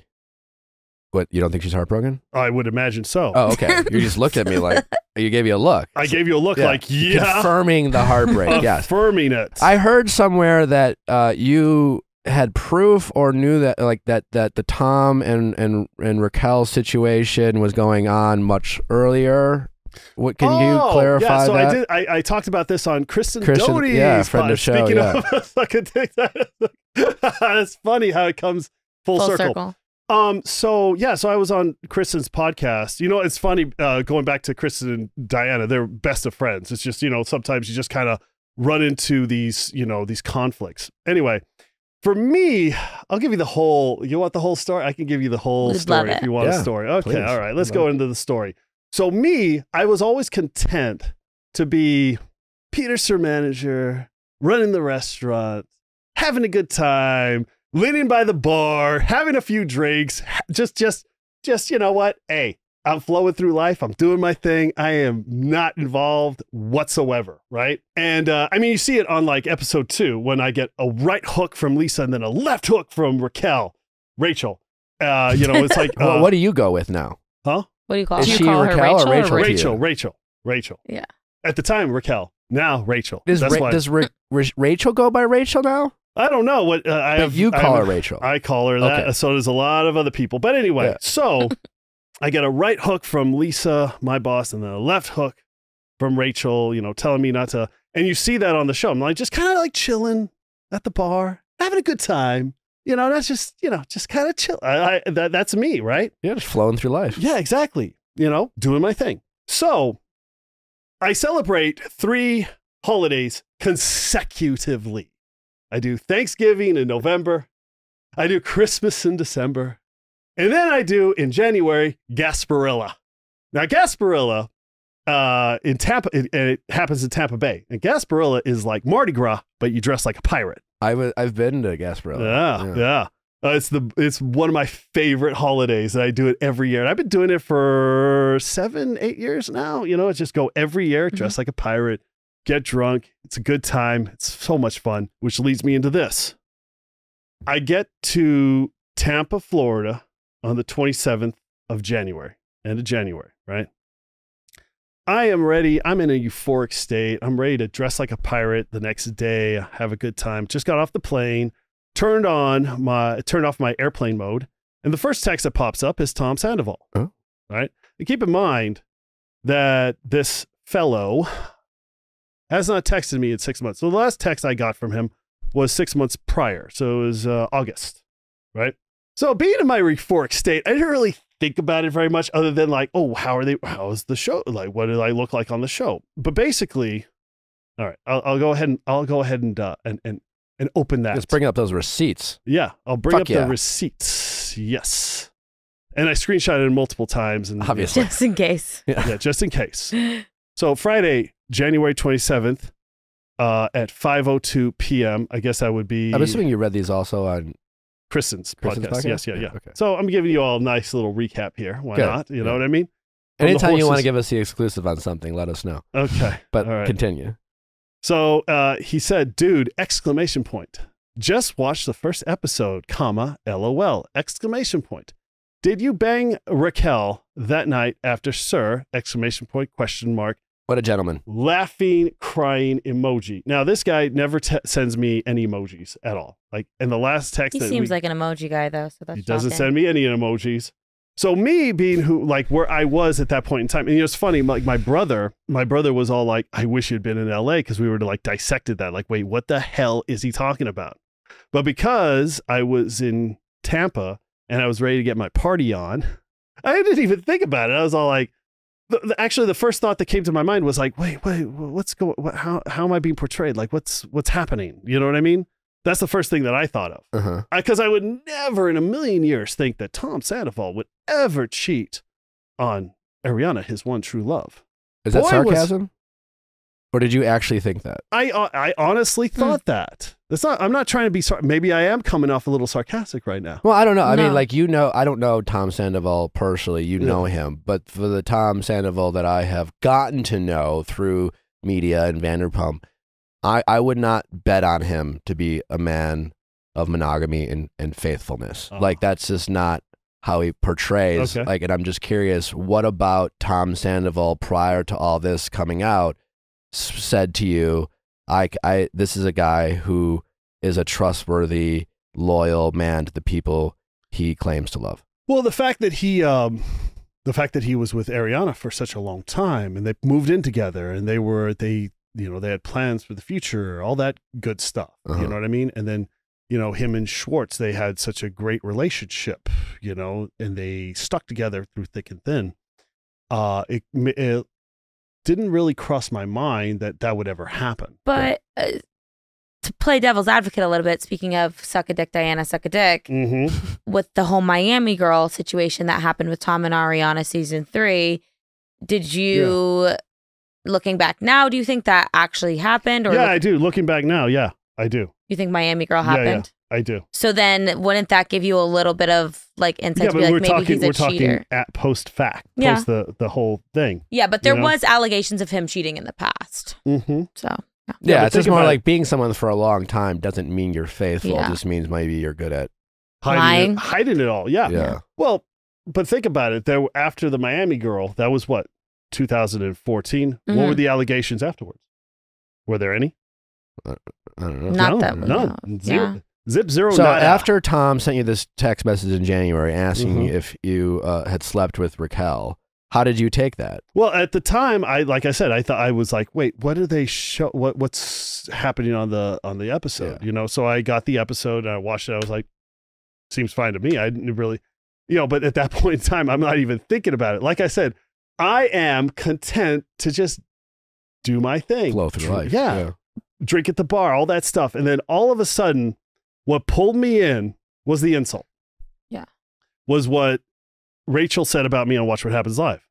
And what's funny is that when What'd that she was say again? She called me a starter pony, and even I heard What's that a starter pony? I don't know. maybe getting no back idea. on the horse after getting out of a relationship for a long time, like the first person that you like. Oh, you were her starter pony. Apparently, Okay. I don't even know what that means, but okay. Yeah, I bet she starter learned it pony. from Sandoval. Any horse or pony? I heard so I heard that he advised her to call me a starter pony. That's the rumor. That he gave her that. Like, I didn't know what a starter pony was, so this I is don't not even a know what that is critique either. of Starter Rachel. pony but merch. I have a hard time believing that Raquel came up with that. But Yeah, I heard that. It There's a sounds rumor. like something a guy would Yeah. come up with. Yeah. That's locker room talk. It seems very horse race related because it's a pony who leads the parade of the field from the paddock to the starting gate. So it's not actually running in the race, just like getting people to the start line of the race. So kind of what you were saying before That's about kind like of like a jab at not just me, but at Ariana as well. I mean, let's Yeah. face it, because she's an equestrian. She likes to ride horses. yeah, that is know? true. But real quick, we were speaking on Sandoval's character and how you didn't see any problems with it before. When it comes to Raquel, you've obviously known her for a long time, whether it was working with her at SIR or going on a couple of dates. Before all this came out, how did you view her and see her character? I thought she was an honest person. I thought it was just, she was just trying to make her way through life and find her footing. So you couldn't- Yeah, I didn't see that other side of her. Now I look at some people like this has caused me to really just kind of like look at people in a different light all of a sudden. Mm-hmm. Like I don't trust as well as I used to. When was the last time you spoke to Raquel or Rachel? It's since Before. yeah, months ago, months ago, and I don't like I said, this really has given me cause to pause on everything that has happened for me over the past 10 years. Yeah. What do you think is going to happen with the show going forward? Time will tell. I have no idea. I don't know what's going on. I mean, I honestly. What do you hope? Like, do you see this as an opportunity for maybe you to become a bigger part of the show? Yeah. Yes, I do. Okay. Yeah. But then, in your perfect world, what would you? Let's say the Vanderpump producers come to you and say, Peter, not only do we want you to be cast, but we want you to produce as well. Pitch us some ideas. Give us your vision of season 11 of Vanderpump Rules with Peter as cast. Like, what? Give me some storylines. As far as that's concerned, I have no idea because I don't know what's going on. Let's just play around. I would Let's have some to. fun. I'd have to start. Well, first off, There's no bad ideas in brainstorming, Peter. Okay, cool. Sounds good. So first thing I would probably do is start finding out what's going on in everybody else's life. Okay. Like, okay, so what's happening with X person, Z, Y, A, B, C down the list. And then I would probably want to focus it on, the SIR brand more. I probably want to bring in some fresh faces, some new cast members. I would definitely cast in the restaurant because there's plenty of people that could probably make an impact, as far as who would be good on the show. And then find out where the drama can go from there. Okay. You know, I would definitely like start looking for some new faces though. And you've seen the faces come and go. You've been on the show from afar, even from like season 1. Who do you think the show has changed the most? Everyone. If you had to pick one person where you were like coming in, I never thought they would be like that. As far as like who surprised you? Yeah. I guess Sandoval has the most, you know, because he started off as one person. I look at him as a totally different person now, you know, because of this whole incident. If Tom Sandoval was your best friend, how would you approach this situation? If he was my best friend, how would I approach it? You know, like for example, Tom Schwartz, best friend, he has approached it one way. That has been met with some criticism. It has. How would you have approached that as a friend? Well, first off, I would have told him if you try to make an apology, don't go after people that are saying, oh, don't we're not going to go to the restaurant anymore. You're not reading the room right. You have to, the first person you have to go to and apologize to is Ariana, you know, and that's not something that he did. That's something that is like, he didn't read the room, you know, and it's like he didn't have any remorse. That's why I don't trust his apologies. Yeah. Because so the first thing that comes to your mind isn't the person you hurt. It's your business. That's not good. You know, it's like, so we know where your priorities are, and we know that you just didn't care about that relationship. So then why did you stay in it for almost 10 years? Yeah. Right? Yeah. Am I wrong in saying that? No, it's true. Yeah. No, we'd love to know. Yeah. You know, as a manager at the Sir restaurants, I'm assuming there's been a bevy or a variety of just shenanigans that have gone on behind closed doors, so to speak. Do you have any fun or crazy stories of maybe hookups that have never been told, or just some crazy behind the scenes that I think all the fans of Vanderpump Rules would just be so thankful and of you sharing that story for fun? Wow. What's a good one? A lot. I'm sure there's even more than one. Yeah. We're happy to hear them all. Okay. Well, so when I was a busser there, so I started off as a busser at Sir when I first joined that particular workforce. And there was this one waitress that I hooked up with. Like, actually, she was the manager. All right. But yeah, that was another. Anyway, so yeah, we ended up making out in the back room, the office, all that stuff, you know. So that was before the cameras were on. Okay. Did you ever catch anyone hooking up? No, I from the never show? caught anybody hooking up. I remember once Kristen wanting her tips, and one of the other managers barricading themselves in the office. And I remember this was when I was first managing. This was of course 2011, before the show started. And I was like, I see one of them like run by and lock themselves in because the women's bath, like we reconstructed a few things. So the women's bathroom where it is now was the office originally. It was originally an office, and then we moved it more into the belly of the beast. So it's like you got to go through a few areas to get to the office now, the data room. So they barricade themselves in there. And at the time when we picked up tips, now the tips are all like, you know, put together in checks. But before it was like, oh, you could pick up your tips on the next bit, you know, because we pull tips. So you picked up your tips on the next business day. So the manager ran into the office, and I'm here managing my section. And she walks over, you know, with the Kristen strut, just kind of like ta ta ta ta, and then start banging on the door. And we would have, like, everyone would have to pick up tips from 1 o'clock till 4. That was the time that you had, because we had to start, you know, getting the place ready to open. This was around 8 o'clock in the evening. She's like, I need my.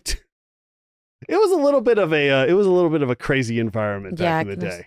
Definitely. And speaking of crazy environment, back at Sir, some of my favorite scenes are with Jax and James Kennedy. What are your thoughts on Jax and Brittany kind of getting back into the Bravo world? Jax getting back in the Bravo. Like, he was on Watch What Happens Live. Yeah. He's kind of having a bit of a redemption. Yeah. Do you arc, think he'll be on the show again? I don't know. We'll see. Would you like him to be? Yeah. I'm indifferent. I heard that he was saying some stuff about me behind my back. Like what? No. Oh, yeah, I'm not going to get into that. But, I mean, it's just, kind of mockery. And I'm just like, dude, what the hell did I do to you? So I decided, based on that information, to start a website called numberoneguy.com. Did you? Yeah. What's that about? Well, I sell merchandise. Mm-hmm. So I start a pony candle, consolidate me candle, ain't no starter pony t-shirt, consolidate me t-shirt. Is this recent? I also have a Chihuahua follower cap on there. And it's the better one. It's like it's not all the letters. It's number one, the numeral one, guy.com. So back in early Vanderpump Rules, Jax had like a very famous quote where he went after Sandoval and was like, they were very drunk and he was just like, I'm the number one guy in this group. Like, stop trying to be the number one guy in this group. I'm the number one guy in this group. What was that quote in Game of Thrones? He used to say he's the king is not really the king. So for me, once I heard that, I was like, yeah, sure, man. But then, I just didn't really care. You know what I mean? All this stems from me reacting to bullshit that people are like saying about me behind my back or to my face. And I'm just like, okay, fine. Right. You want me no gloves? Cool. Awesome. Do you feel like, and I have to, you have to defend yourself on some of this stuff. Yeah, for sure. Do you feel like the main cast doesn't respect you the way they should? I guess so. And now they're finding out that, oh, Peter, because I think that a lot of people, because I'm a very nice guy, but don't piss me off, because then I'm going to come at you and it's not going to be pretty, because I'm just going to keep going, So when you talk shit about me behind my back or to my face or call me a starter pony, whatever it is, I will, I'll say, okay, fine. You want me to retaliate? Then I will. I'm nice, but at the same time, don't piss me off. Do you think all the things that happened between you and Raquel earlier this season, where do you think the genesis of that was? Do you think you were being used? Or yeah, I do, actually. Okay. I've said that before. How did it all start? Was that like something that was for the show, or like what were the origin stories of you and Raquel? Like how did it all come to be? So last year, around this time, actually, I was in Chicago. Actually, it was in March of 2022. I was in Chicago, and then all of a sudden, these. So I didn't update my Instagram app, and Raquel put out a picture saying that she put out a picture of some flowers, saying, "Oh, the way the light hits these is question mark." So it was an emoji that I didn't have because my phone didn't update. The little alien. Yeah. Like thing. Yeah. Yeah, it was a question mark. Yeah. And for me, when I read it, it was an instantaneous thing. And I thought she was all like, oh, answer this portion. It's like, put a comment. That was like a Mad Lib. Yeah. So like she was trying to get the comments and she was asking people to fill the blanks. But it was really an emoji, but that's not the way I read it because my phone hadn't updated. And I was all like perfection or something like that. And then that comment just took fire and went off and everyone thought that we were dating at the time. Okay. So then I called her. I was like, you know what? Let's go on. Because I didn't even think about it. The internet thinks we're dating. You might as well. We should date. Yeah, there you go. Okay. And so we went out. When I got back from Chicago, we went out. And then she went on a couple of other podcasts and was all like, oh, I'm not really into Peter, blah, blah, blah. And I was like, okay, cool, whatever. I don't care. So you went out prior to the show? Yeah. Just once? Yeah. No. So then about a couple weeks later, we randomly, actually, it wasn't really random because I was introducing her to a potential, someone who needed like, what do you call it? An influencer. There you go. On Instagram or whatever. So I introduced her to this particular person. And, but me, I was, because I do real estate as well. So I was, talking to him about, this particular house that he was looking to renovate or whatever. And we had checked it out before. And then he was like, oh, let's go get a drink. I was like, well, okay, cool. And then she came in and we all sat down and I was like, all right, whatever. We sat down, we had some drinks. I was, then he had to leave. He had to go to Orange County. And then Raquel, I'm going to revert to that because this was prior to this whole thing. Raquel was all like, oh, let's go get a drink somewhere. I was like, okay. And then she asked you for a drink. Basically, yeah.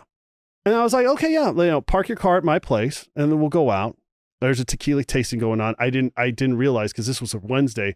The tequila tasting was the next day at this particular spot. And so we walked over and the place was closed. I was like, damn. well, let's go to Rocco's, right? She's like, do they have nachos at Rocco's? I was like, yeah, I think so. I don't know, right? Because she really wanted nachos. That's where the whole thing came from on the show, you know, but she played it off like, ugh, whatever. I'm like, dude, you wanted nachos really badly. You know what I mean? Like, why are you You're just trying to be a gentleman. Yeah, why are you playing it off like, oh, yeah, Peter did. No, dude, you wanted nachos. How did she play it off? I can't remember. It was on the first episode. She's like, ugh, whatever. I'm like, okay, you're the one that was like talking about nachos the entire time. That we like, oh, breaking news right here. Raquel is obsessed with nachos. Yeah, will not shut up about nachos. Get that. Yeah. So they didn't really have anything to eat, and then I suggested, okay, fine, let's go from Rocco's to Tom Tom. She's like, are you sure you want to go there? I was like, why not? You know. So then we went. We had some dinner. You know, we chilled. Took dinner. What did you guys talk about? You know, just I actually can't remember. I just remember, you know, like us getting what was it, carrot cake for my birthday. It was an early birthday because I love carrot cake. So she wanted she got me carrot cake for my birthday. I was like, oh, you know. Oh, so did she suggest to get you cake for your birthday? This feels like it must have taken a full day. This feels like a day. When did the person leave for Orange County? Like 5. Okay, and it's currently 3 a.m. because we've gone to 45 restaurants. No, we didn't actually. We just went to 2. And she suggested going to Tom Tom. I suggested. He suggested going to Tom Tom. She's like, "Are you sure you want to go?" Exactly. Probably because, like, hey, do you want to be seen at Tom Tom's together? Yeah. But nevertheless, and of course, someone comes up. I can't remember who. I can't remember who it was, but someone comes up and was like, "Are you guys on a date?" And Raquel was all like, "Why do we have to label it?" You know. So we sat down. We ate dinner. We had some carrot cake. Then I took her back to my place. You know, I was expecting it, and then we started making out. And then she was like, "I gotta go. I gotta go home." And so she ran away from me. She ran after she ran to her car and got out of there. Yeah. So was this in like April? She didn't want to continue it. So it felt like there was kind of a moment where she realized, she was like, oh no, wait, this might escalate and I don't want it to escalate. So in that moment, she was like, I'm going to remove myself. Yeah. Was there a follow-up conversation to that? But like, hey, hope you got home basically, okay. Yeah. And she was all like, you know, I don't really want to be dating anyone. I was like, oh, okay, cool. Like I said, and that was the last time you exchanged any fluids. Yeah, basically. But when no, that's not the last time we exchanged fluids. When was the last time you exchanged fluids? The first night of filming, when Tom was asking me, did you bang Raquel that night? Okay. When is your Because everyone was all like, oh, you guys are making out in front of, you know. Yeah, that was on the show. When was your birthday? June 14th. So first time you hit her up was in like March. Yeah. And then you guys went on a date then, and then you went on another date in June, and then it started filming. I think it was either June or late May. Okay. Yeah. Yeah. And what did you think when she started crying about having aged out of pageantry? I don't remember what I was thinking. I was just like, I need to console this girl, because I was just like, that sucks. You know what I mean? You're just kind of like, not caught off guard, but more like, man, I'm sorry. You know what I mean? Do you think Raquel and Tom Sandoval are a good match? Time will tell, I guess. I don't know. But if you had to take a bet, like if they were going to last or not, what would you say? Nah. No? You know, here's a question that people haven't asked about. We've covered Tom, and we don't. It's been a challenge to find some redeeming qualities about Sandoval right now. But Raquel, as someone who went on a date with her, sounds like you had a pretty decent time. And perhaps if she didn't run away, she cried on my shoulder the first night we went out back in that March. Yeah. What was she crying about? What was she crying about? Just everything, the way everything's happened. You know, she was crying about how like James moved on so quickly. And so I thought it was like a genuine like, whoa, shit. Yeah. You know. Well, I mean, listen. Then too. There are plenty of people out there who can be sad about the things that happen to them while failing to demonstrate empathy for the way they treat others. I mean, that happens. It's kind of interesting, actually, now you think about it. But do you see Raquel as, I guess, Tom's equal when it comes to low character? Or do you, as someone who went on dates with Raquel and seemed to like the person and be interested in pursuing her, what are some of Raquel's redeeming qualities? Like, what nice things do you have to say about this person? Because I do believe that if people are willing, it's really they can turn a corner. And I think there's a lot of good in people who do bad things, and then there are just bad people. And what silo would you put Raquel in? Well, I would have thought that she, after all this has come out, I don't know what redeeming qualities I could say about it. You know, 'cause it's like, is it a total lie? You know what I mean? Yeah. Like, I don't know how to. You know, like, or I don't know. I yeah, don't know no, her. it's like was everything because I do believe that I was a scapegoat now, because I do believe that they were hooking up way before we went on those a few of those dates, because you're not gonna hit me up, Tom Sandoval. I mean, it's not gonna hit me up if it wasn't going on at that time. You're not gonna, honest, I don't think. His text messaging is interesting because if they were hooking up and having some kind of relationship, it would suggest that Tom Sandoval does not trust Raquel. That's 100%. Basically, yeah, 100%. And so there seems to be a lot of toxicity already. Yeah, he was probably like, I thought you said you didn't do that. Like, and then it's on the show type and of vibe. you know, and even Swartz on Watch What Happened Live even talked about there's already a lot of toxicity in that relationship, and he even doubted its sustainability. Yeah. He said that she was his heroine. Yeah. Just crazy. Huh?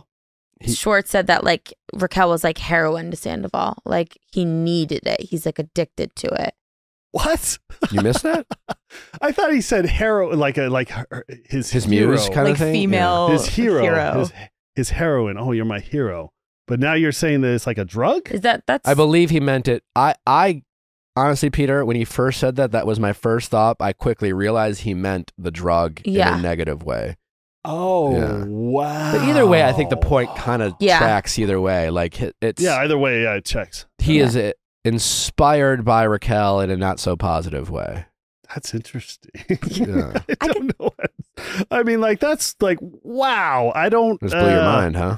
Yeah, this entire time I thought that she was his hero, but now it's like, oh, she's a drug to. Okay, that's not going to last very long. Yeah. To That's not phrase lasting. like Nick's question, I guess differently, because of course, like I bet you're questioning so many things. Like, yeah, I am. like without the knowledge of what you know now, when you were first like going on dates with her, like what was kind of the pull there? Like in thinking about how this person might become heroin to people, like what are just those like beginning entry level initial attractors that she like possesses? I mean, I thought I liked her bubbly personality. I thought it was, you know, I thought that, you know, she was like floated around and just kind of like had an amazing personality, and that's what attracted me to her. You know, it's, you know, just kind of, I don't know. Real quick, I know obviously the reunion hasn't come out yet, and there's a lot of talk about the reunion. And I know that most of the people went out the night after the reunion, and I'm sure you can't say that much, but is there anything about the reunion that you can give us today? I can't. Nothing. I can't give anything about Describe the it reunion. and just like describe it without giving details. Like what was the vibe. environment? What was the vibe? I from secondhand experience, I know that it was very like. So you weren't there? Mm-mm. No. Okay. I from what I've heard, I know as much as you guys. Yeah. Why weren't you there? I don't know. That's a good question, isn't it? Hey, what the fuck? I don't know. Yeah, what the fuck? That's a very good question. I mean, just sitting here No now, idea. you seem capable of making entertaining television. Peter. You think? Yeah. Yeah. I mean, I don't know. Like, it's just, yeah. I don't know why I have not been invited, but you know what? Whatever. You know, I'm able to do this with y'all. Yeah. You know? And do you have a good relationship with the show? Like, do you? Of course I do. Yeah. I mean, I've been on it for 10 plus years now. I mean, 2011 when we first started, I was on the inception. I was part of it since the inception, and now I'm still going. What's your relationship with Brock? I've gotten to meet Brock. I think he's a nice, affable guy. I don't know him all that well. I consider Sheena to be a friend. I know Sheena a little bit more. Last week's episode, I thought that was a bit of a unique moment where, like, there was a scene at Brock's bachelor party where he had his like arms wrapped around Ariana. Am I saying that right too? Is it Ariana? Ariana? Potato. Yeah. Anyway, I don't want to butcher it. But it was like I say Ariana. You say Ariana. Yeah. What are your thoughts of Brock? Because there's current rumors going around that even Brock had some history with Raquel. Is that bullshit? Is that just like kind of the rumor mill kind of getting out of control? Or do you think it's there a could be rumor mill getting out of control? You don't think there's anything there? No. Okay. But then again, I've been wrong before. But no, I don't. Oh my God. Yeah, no, I think that's just the rumor mill getting out of control. Okay. You know, I mean, I don't think that Brock would do anything like that. He's very loyal. So I think he's very affable as a person, just like, you know, I've enjoyed a little bit. I've gotten to meet him. I've enjoyed him. Yeah. He seems like so a nice have guy. I, you know, so, and he and I have become really, you know, good friends. Okay. So yeah, I don't think there's anything to that rumor. Okay. You know. And a question for Vanderpump Rules stands. We know that you've gone on dates with Katie, gone on dates with Stassi, and gone on dates with Raquel. So I dated Stassi. Dated Stassi, but just Yeah. went on dates with Katie. We went on like one date and got wasted and made out. Okay. That was it. That's like the extent. So out of the three of those, you would say you had like the most of a connection with like Stassi? Yeah. How long did you guys date for? I'm gonna say 4 months. Oh, okay. 4 months. And yeah. was that pre-Jax? Yeah, it was pre-Jax. That was 2009. A long time ago. Oh shit. Okay. Yeah. That was pre-show. Baby Peter. Pre-Jax, baby Peter. Yeah. I had short hair then. Oh man. I don't think it looked like. I think longer, short hair is both great. Thank but you. if looking back now, like you've obviously been on reality TV for 10 years, been around all these crazy characters, worked in the industry for that long. What's one thing you think you wish you could tell baby Peter back before all of this started? Oh, yes. So if I could go back and tell baby Peter something, it'd be like, don't put up with their bullshit Who's there? at all. Jax, Stassi, you name it, go down the list. Don't put up with any of their fucking bullshit. And the thing is that I didn't, like with Kristen, it drove me to the edge. And that's why you see on like season 3, why it said that you're a detriment to this restaurant, because she was like, you know, buying drinks and having them get deleted at the end of the night, and she would be drinking them outside. She actually admitted to it in that staff meeting. She actually admitted to that. But it was worse because I think that they I don't know if they played it. I have to go back and rewatch the episode. But she was like getting pictures of sangria and drinking those with James Kennedy outside of the restaurant, or you know, she was just Kristen like getting seemed to wasted. Turn a corner. And No, you were she just has. on a podcast. She It and seems I, like you guys she have and I get along reconciled. very well. You know, Yeah, Kristen seems like one of the people from the earlier franchise that really has. I think like, you know, Katie or Lala, Kristen. I've only known them in the kind of this life, so to speak, but they seem like people who have decided to take maybe their bad decisions or regrettable moments and turn it into, you know, a positive or a plus, not a plus. Do you think Raquel is capable of the same thing? I hope so. But do I you hope think she's able to, you know, just kind of like realize what she did, you know, and admit to it. She hasn't admitted to. I mean, has she apologized? She apologized to Ariana already, right? It's unclear just how sincere it was. But if you could, like, given that you don't think it doesn't seem like you think much of Tom Sandoval, and you hope Raquel can turn a corner. If you ran into Raquel and you got stuck in an elevator with her, you had 1 minute, 60 seconds to give her a bit of advice, with the idea that you genuinely hope that this advice will help her better her life, what would that advice be? I would probably tell her something along the lines of, you should admit that you really fucked up. You should admit that, you know, you appreciate some friends and you're going to try to amend some relationships. And then you should probably like disappear for a while and just kind of like work on yourself. Okay. Mm-hmm. Because it sounds like, you know, you didn't get over the whole, your ex James Kennedy. And then you try to jump into something else and you try to like be something that you weren't, or were you this entire time? Were you? Because I heard rumors about that too. You should kind of work on yourself first before anything else. Do you think James is over Raquel? Yeah. You do. After all, especially after all this. I mean, like Tom Sandoval did he buy the ring or buy the venue or something? Yeah, he paid for a lot of the He paid for a lot, proposal like, that's- logistics. Yeah. That's really weird to me.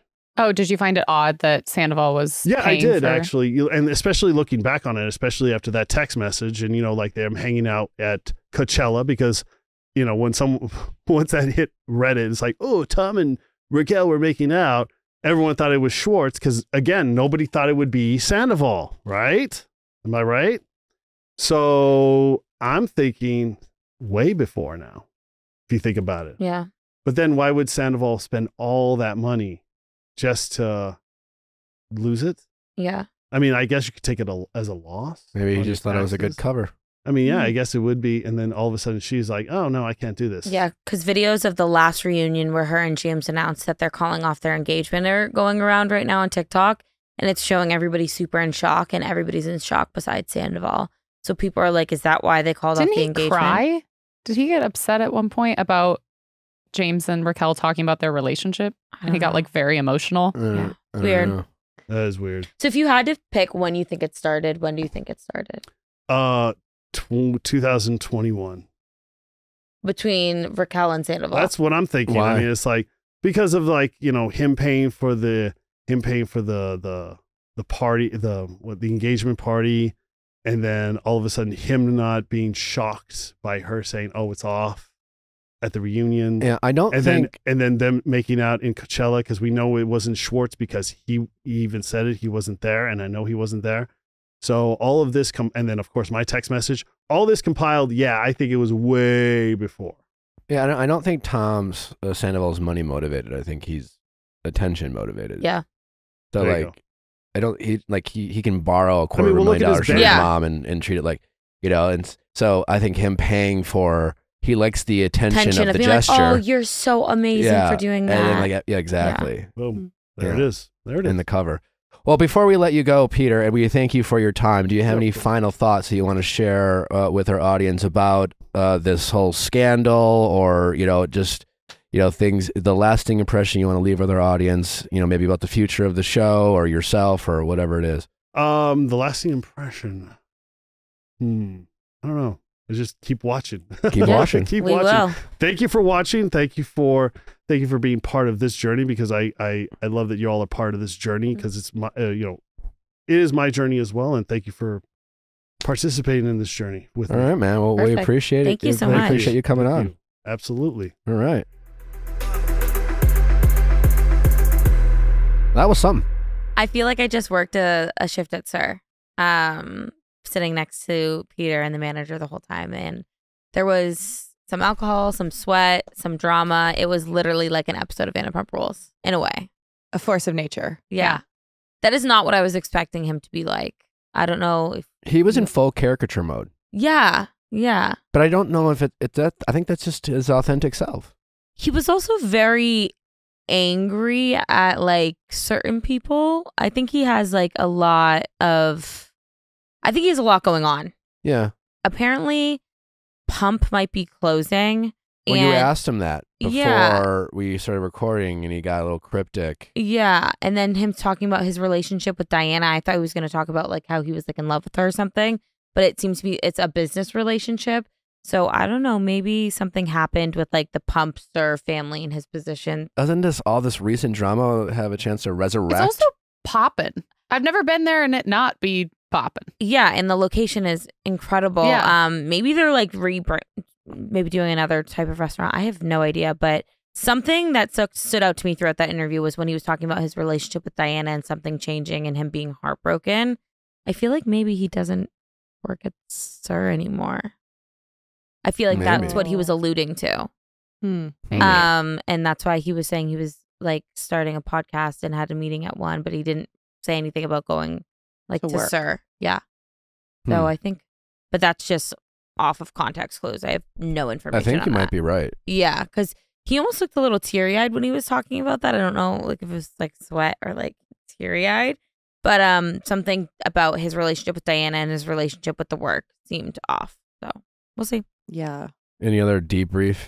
I think he's really nostalgic about like being on the show and the times that he's had at the restaurant, and he enjoyed talking about that, but sometimes you couldn't get the answer. Yeah. Well, it seems like also it's complicated for him because he's kind of half in, half out in the sense that he's on the cast, but he's the manager. And there's some stuff he's included in, some stuff he's not included in. And he's close enough for people to talk shit about him and for it to be hurtful, but not close enough to get invited to the reunion. And so, And he's always like on the show, but not on the show. right. Yeah. And from the beginning. Yeah. Yeah. Like he was on the very first episode and like it's season 10 and he's still not like on the show.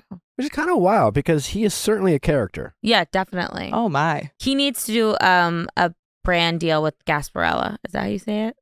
The Pirate Party? Pirate Party? Absolutely. Yeah. He should be the president of Tampa for that day because that was the most passion we got out of him. When he was describing it as you go and you party and you dress like a pirate and you just get obliterated, having never met him before, I immediately knew that that was his calling. Yeah. That is where he needed to be. Definitely. Every day for the rest of his life. For sure. But yeah, that was interesting. What were your thoughts on him? I feel like we all should have maybe also taken a shot. I thought it was before a we bit started. unhinged, you know? Yeah, I just, it's just fascinating. Yeah. You know, he shared that Tia and Kristen's podcast, generously shared it with us again. I feel like I don't think he knows much. Mm. You know, I think he would share what he knows if he knew more. Yeah. But I definitely. think he's being kept in the dark on a lot. I mean, he literally wasn't at the reunion. reunion. And I don't think he's like in any inner circles amongst the main cast. Yeah. But I agree. certainly a fun listen. I hope you all enjoyed it. Before we get to texting office hours, I do have a question the for Wedding. you. Before we get to Sweatin the Wedding. Sweatin the Wedding.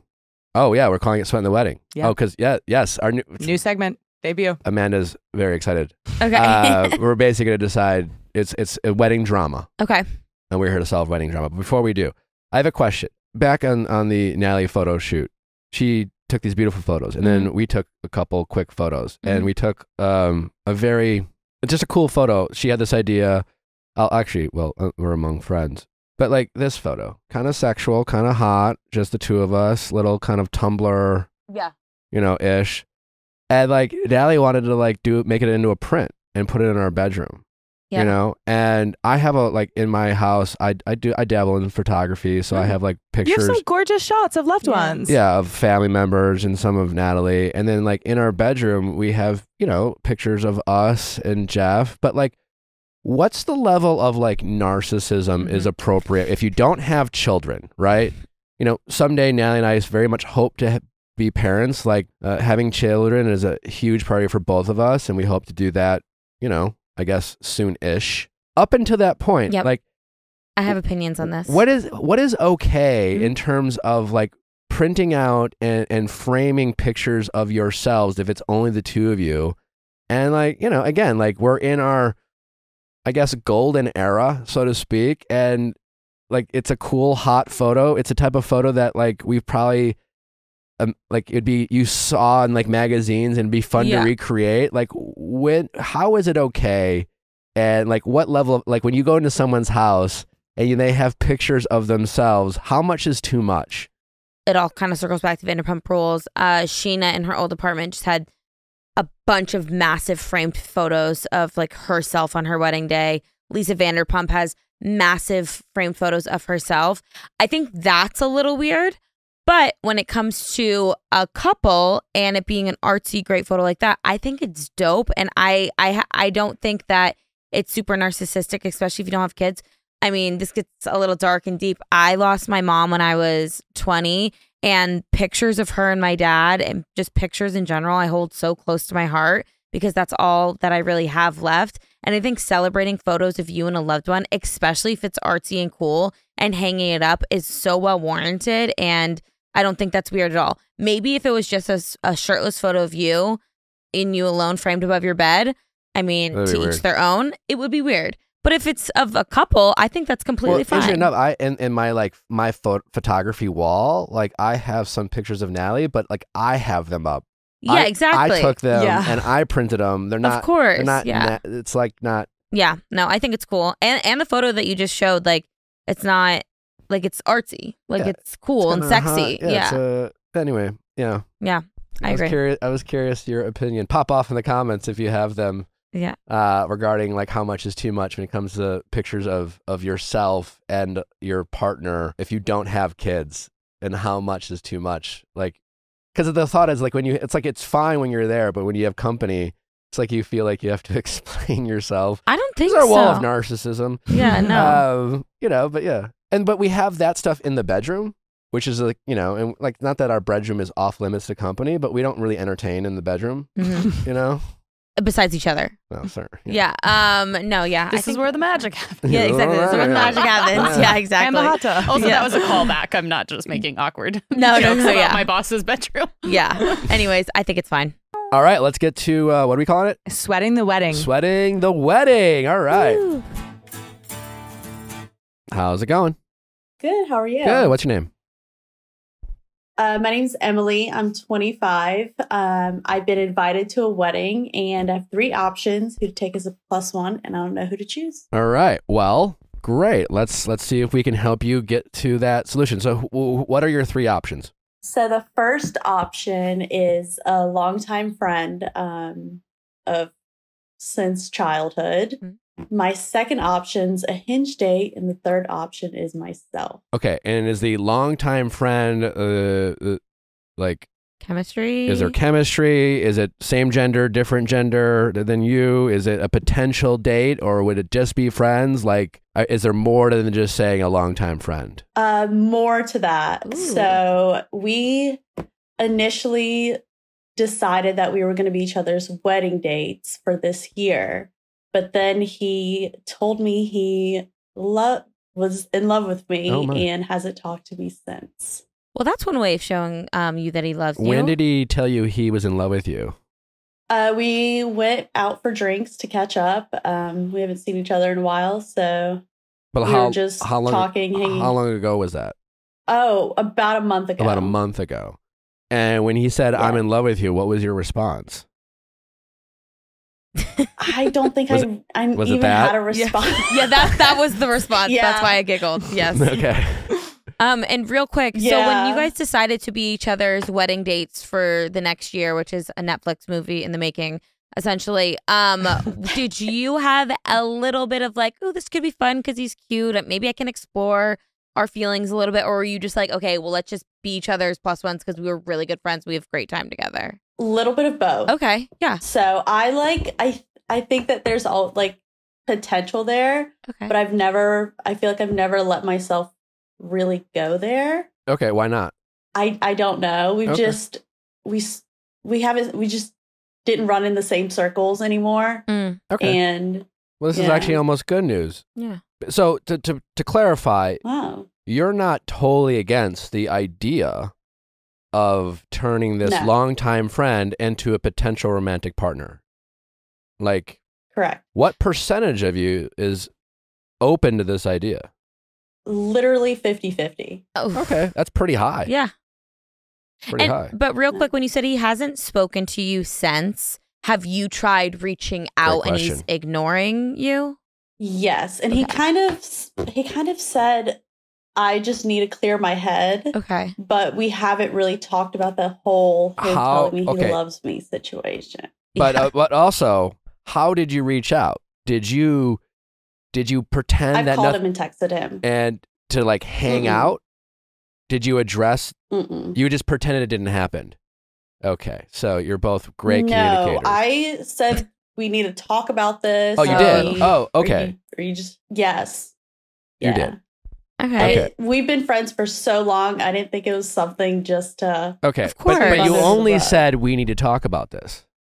Do you have the exact I- message? Actually, So I said we need to talk, and he said about ? And I put it, and then I called him, and he didn't okay, respond. yeah. All right, And so then I texted him later, and said, and I said, I don't know why you're not talking to me. He got a new job. yeah, you do. I saw that he got a new job. I said, congratulations on your position. I'm proud of you. It's well deserved. He said, you don't know how much it means to me. Sorry doesn't cut it, but I am. I'm struggling mentally. I feel like I need to heal before, first and foremost, since I know that can be pretty unfair. What did you say in response to that? I said, I understand where you're coming from. Thanks for letting me know. And that was it. Real quick, what is he healing from? Because he said, I need to heal before I'll- getting into I'll something. tell you what. But he said, I need to heal before getting into something new. So did he just get out of something and then he said he loved you? Or My Mm. interpretation is he feels very much rejected by you because you literally said nothing. So he is assuming that you don't feel, he is unaware of this 50-50, so to speak. And when you say we need to talk, he is taking that as you as a friend are saying we need to talk to And bring up address that this so we yeah. can continue being friends. And he's saying, I'm not ready to be your friend yet again. Okay. I need to heal on the fact that I said I'm in love with you and you gave me literally nothing in return. Yeah. Okay. I misunderstood the text. Thank you for translating that. Yeah. I needed that. Well, I'm also translating it to you because it seems like you've kind of missed that as well. I kind of felt that, but I just didn't think that I needed to push it anymore. Well, but it's not pushing it. Well, it's not pushing it. I'm not trying to criticize you, but yeah, what I would have loved for you to do is say, I would have loved for you to text him or maybe left him a voice note because that you could even hear your tone and say something like, hey, first of all, I just want to thank you for being so open and honest with me. I know that wasn't easy. I'm sorry I was caught off guard, and I'm sorry if my reaction came across as like kind of completely uninterested in that. But to be totally honest, while I am not sure exactly how I feel about this, I have thought about the possibility of us like being more than just friends. And I would love to talk more about that possibility. That, yeah. And oh my God, yeah, he would have dropped the ball. He would have just like completely changed the dynamic. Because if you think about it, I mean, speaking from my perspective, when ego is involved and you tell somebody you love them and they're like cold and kind of like, I don't know. My ego is so bruised. And like, then I'm like, okay, now I have to protect myself. Like I have to put my walls back up. And so think about if the roles were reversed and you did this to him and that's how he reacted. That's probably how he's feeling currently. And you don't, exactly what Nick said, you don't need to go about it and be like, yeah, like I love you too. But you could be like, hey, like this is a lot. I care about you. I value our friendship and I'm willing to explore it, but I want to know what that looks like and kind of talk about it a little bit more. Yeah. And if you've ever listened to the show, you know how I feel about like friendships once someone decides to kind of cross that line. Like your friendship as you know it will never be the same. And maybe like in like several years later, who knows, but most likely several years later, if you guys don't end up together, you'll end up with other people and this friendship just won't exist in its current form. So you literally have nothing to lose if you're interested in exploring this. All right, let's table this for a second. Hinge Guy. Tell me about Hinge Guy. So we've been kind of going on a couple dates, and then he actually ended it before today. So, but I was wondering, is it still a possibility to go as friends? Okay, No. all right, immediate no. Okay, we're over Hinge Guy. It's like the So, TikTok like- noise. I've seen what I needed to see. Yeah, Immediate no. no, we're not using a wedding invitation to resurrect a short-term relationship. Oh, not to even resurrect it. What but about just a to, wedding like, date even says, let's be still go friends? I don't know. And I like, guess do in you my want head, to? I could go as friend. No, do you want to be friends with like Yeah, a random Hinge man that you didn't succeed with? Yeah, well, like, yeah. What about him says, let's be pals? I mean, we had I don't know, we had fun. Like, even if it doesn't, not even if it's not going anywhere. Do you still But have? Do you I mean, still I'd want? still want to be his friend. But if he said, "Okay, let's give this another try," would you be interested in it? Like, do you still have feelings for this Hinge man? No, no, you're No. over it. Okay. no. So then, I don't think it wasn't that deep. yeah. Okay. So well, then, don't bring him to the wedding. yeah, we hate. Okay, option 2, not an okay. option. All right, what's option 3? Option 3 is go by yourself. Myself, yeah. All right, love Which that I option. Me too. really Always, don't necessarily always- want to do. always a Yeah. great option, but not your first option. Correct. Okay. Here's what this the answer is simple. I think you reach out to the friend. Do not bring up the wedding. Mhm. That's too much to fucking unpack after he thinks. But I think you send that message, and if you're open to like a voice note rather than text, I think that can be you can ensure Tone. that tone and him receiving it in the way that you mean it rather than him reading it in his feelings. So send the voice memo and say something like, Okay. hey, I've been thinking a lot about what you said. And first off, I want to thank you for being so vulnerable. I know that wasn't easy. Also, I want to apologize for like reacting the way I did. I was just really caught off guard, and I'm assuming my reaction felt a lot like rejection. That's If good. I'm being honest, I have thought a lot about the possibility of us being more than just friends. I can't say that my feelings are as strong as you said yours were, but I would really like to get together with you and talk more about this because no matter what, you mean so much to me, and I want to see if there's anything more to discuss rather than just, saying goodbye to what we have. So, and then, assuming he gets all excited and hopefully still is in love with you, you guys meet up and you just kind of just talk and have a fun date. Don't bring up the wedding. If the first get together goes really well, reach out to him and say, I have a crazy idea. What if our first official date, you come with me as a guest of this wedding? Again, I really want to emphasize that if we explore this, I need to take things slow and I don't want to get ahead of ourselves. And I hope that's okay with you. I need you to understand that while I'm interested in this, I am not sure about this. And you guys already agreed to be each other's wedding dates as well. But I love the way that you phrased that about your first date being that and so wanting to take it slow. I think that's great. Would you feel comfortable doing a voice note? I'd probably prefer that. I don't like texting. Good. I agree. I don't think tone comes across very well. I like to either hop on a phone call or you can literally type it out and then practice it on your voice memo. You know what I'm saying? You can make sure it's a home run. Yeah. And whenever you have whenever you have options, you came into this call saying you have 3 options, but deep down, did you know that you wanted to go with the number one first? The friend. Kind of, I guess, because we know each other. Yeah. And I'd feel a lot more comfortable. Yeah, even just your tone when you were talking about all the other options. It's like, it seems like number one is the way to go. And you probably were reluctant to ask him because he's not talking to you right now, but he's not talking to you right now because he's unaware of 50-50. Yeah. Yeah. We're going to have Amanda email you exactly what I think you should say. You can have it up on your laptop. Just hold your phone. And then send us the Instagram picture of you guys at the wedding together. Yeah. Oh, and then we definitely want to follow up, even if it doesn't go. Because listen, there is definitely a chance that he overplayed his hand and like many boys and men before him have overstated his feelings and got carried away or was just like having a moment of weakness and other things in his life weren't going well and put that all into saying, you know what, fuck it, I'm just going to tell her I'm in love with her.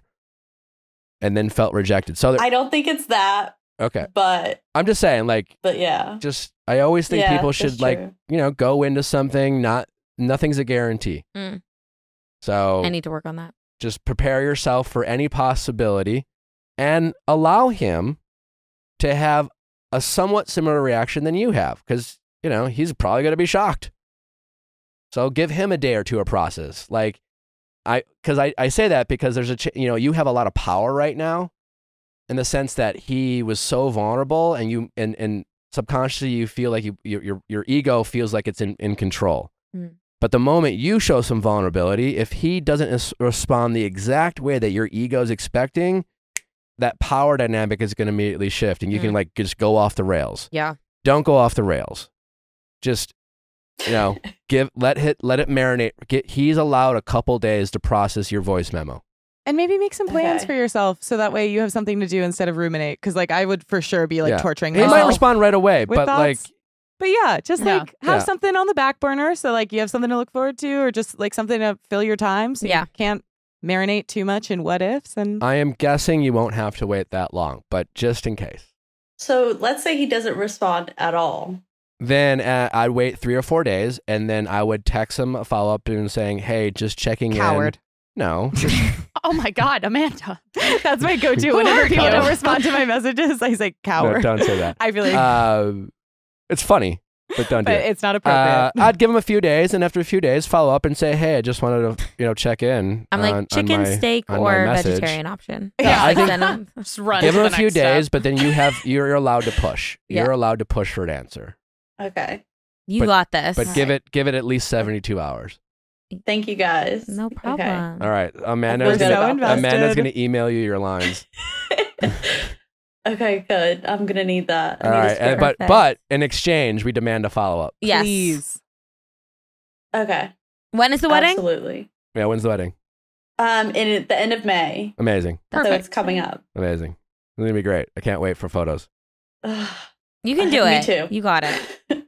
Yeah, If not, I'll send you a selfie. And Of course. and assuming he's still very excited, your challenge is going to be making sure that he understands that while you're interested, you need to take it slow, Yep. and he needs to be okay with that. And you two have a lot to get to know about each other, despite being in each other's lives since the very beginning, because you don't know each other as romantic partners, and you both need to be open to learning about each other and not assuming you know everything about each other. Agreed. Okay. Cool. All right. Noted. Okay. Good luck. Thank you, Keep guys. us posted. I We're rooting for you. appreciate it. Will do. All right. Bye-bye. Bye. Robin, this has been so fun. Thank you. I love it here. I don't want you to leave. I know. I'll just move in. I mean, I like the green. Is there anything, I know we have to get going. We've been recording for a while. Anything we didn't talk about that was like burning in your mind? Oh, I want to say something. Oh, actually, first of all, answer the question. No. No, it's okay. Go on. Can we put some respect in Ben Affleck's name? Okay, so I live in Boston, and he is essentially like the mayor, the president, the biggest person to come out of Boston. So I'm a Ben Affleck girly, and I have a lot of respect for him. And something that's so Boston about him that I love is like when him and J-Lo get in like arguments like on the red carpet or like at these award shows when the camera's on them, and it's not serious arguments. It's just like, you know, bickering with your partner. Like, he does not hide that, and I think we should respect that more. Like, I like it. I saw a clip of him speaking what I understand to be Spanish. Pretty fluent Spanish. He's fluent in Spanish. And I just like, the man is so incredibly talented. He's put out such amazing content, both as a director and as an actor, from Argo to Good Will Hunting. His new movie Air, Yes. I haven't seen yet, but heard it's incredible. phenomenal. Yeah. Obviously, he's struggled with alcoholism, and But he's like this butt of jokes for so many people. And I just feel like we should put more respect around Ben Affleck's name. Also, with addiction, to be in this industry, like, that's something that we should look at him as and be like, that's incredible that he's continued to work on that and get out of that. Like, to have success and to have everything in the world and to still be struggling mentally is a very difficult position to be in, and he's working on himself and continues to work on himself, and I think that's admirable. Yeah, like, why? I just don't understand. Is it a gender thing? Like, why are we so willing to like have him be the butt of jokes while struggling with everything? I think he has part of his charm is his relatability. Like, you know, the photos of him carrying all the Dunkin' Dunkins. Donuts. Yeah. You're like, Yeah. yes, I love you because you're a like so much but of too what many we're people saying. mock him for stuff like that at the same time. People don't look at him like like Leonardo DiCaprio or Brad Pitt, and like I feel like they have similar, like, Ben has done like so much great work. Like, The He's Town. yeah. He's a What leading great- man. Oh my God, The Town. that is like my porn as like a Boston I know, girly. I'm so good. Like, The Town, The Departed. Yeah, Like, that's just like, Well, he wasn't in The Departed. But, I know. Well, but that Boston those type porn. of movies. Yeah. Yeah. yeah. His best friend was though. Yes. His Famously. frenemy. Yeah, no, I think we should put respect on his name. Also, can we talk about who celebrities should be with? Like, it was like Reese Witherspoon. Like, Yes, it was single celebrities. Pitch me a PR relationship. Taylor Swift. Yes. For these single Oh, celebrities. do you have any predictions on Tay Tay? So I think that she is going to, obviously, I think it's so corny when people are like, her breakup, oh my God, we're going to get like such a good album. Like, I think that shit is so corny. A lot of her narratives is so corny.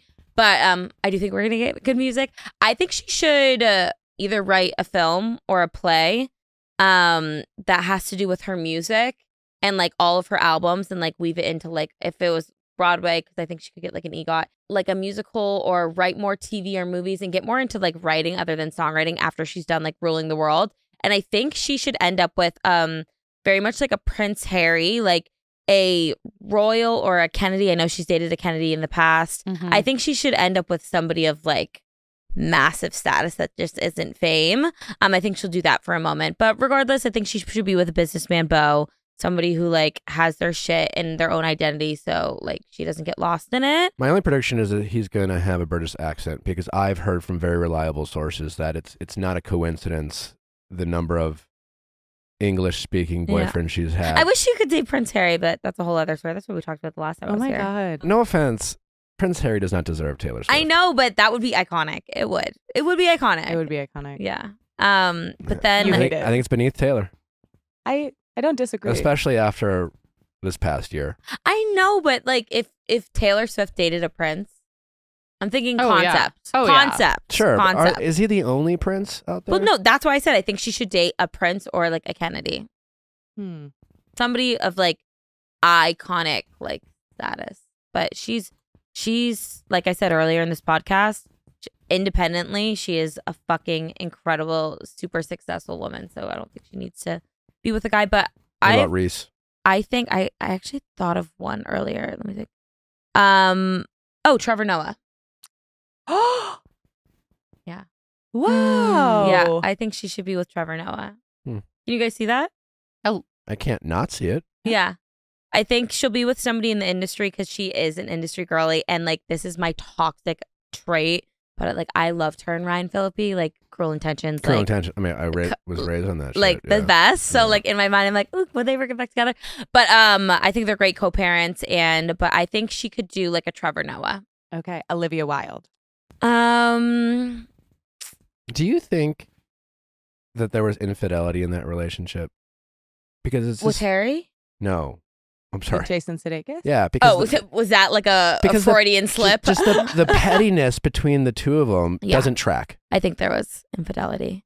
I also think that they're two very, very different people with how they are in the media and stuff. And like, if your ex went with Harry Styles and like took the kids, I think there's reasons for it to be kind of messy and petty. But I can see Olivia Wilde going young again, and like, this would never happen. But like, imagine if she like went on a date with like Shawn Mendes, which is like the lower Harry. No offense to Shawn Mendes. But yeah, I can see her going with somebody younger again, somebody in the industry. But I don't really have anybody interesting for her because I'm not the biggest fan of her. But yeah. And then maybe as a finale, as a Bostonian, Tom Brady. I think Tom Brady should date. There's two directions. Like, I could think of like a Camilla Morone. Obviously, she just dated Brad Pitt. She's in Daisy Jones and the Six. She's very beautiful and successful. And she's from Argentina. His last wife from Brazil. I can see him dating somebody like her. But I still am holding out hope that he goes on a date with Kim Kardashian.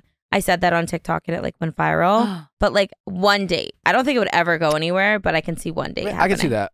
My prediction for Tom Brady is that he is just going to be, whether we get to see it or not, he is just going to be a massive fuckboy for at least a year. I mean, yeah.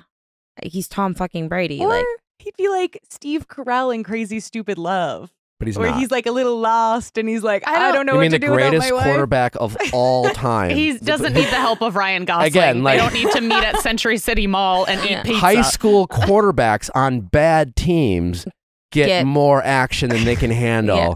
Tom Brady, arguably one of the more handsome guys out there, has all the money in the world and all the fame. He's not Steve Carell from Stupid Crazy Love. I just think of that video of him running during like training camp where he's like, and he's like so vulnerable and awkward. And, like, he's a little, I feel like when people are very, very, very good at one thing, they might be a little awkward in other areas of their Sure. life. And I think he is that, but he definitely does not It won't need any matter. help with women. It won't matter. Yeah. It just doesn't matter. And then real quick, to actually wrap it up, Ariana, who we think Yes. Ariana might be with, this is a random hot take.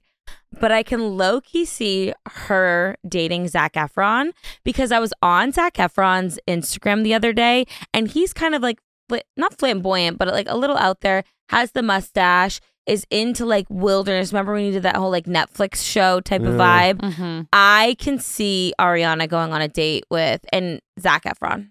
Okay, everybody heard it here first. Might seem a little out of the ordinary, but I'm not usually wrong with my predictions, and I just have a weird feeling Okay. that might come to fruition. We'll make that a TikTok. That's going to go viral. Yes. Let's Yes. make it happen. TikTok. Ooh.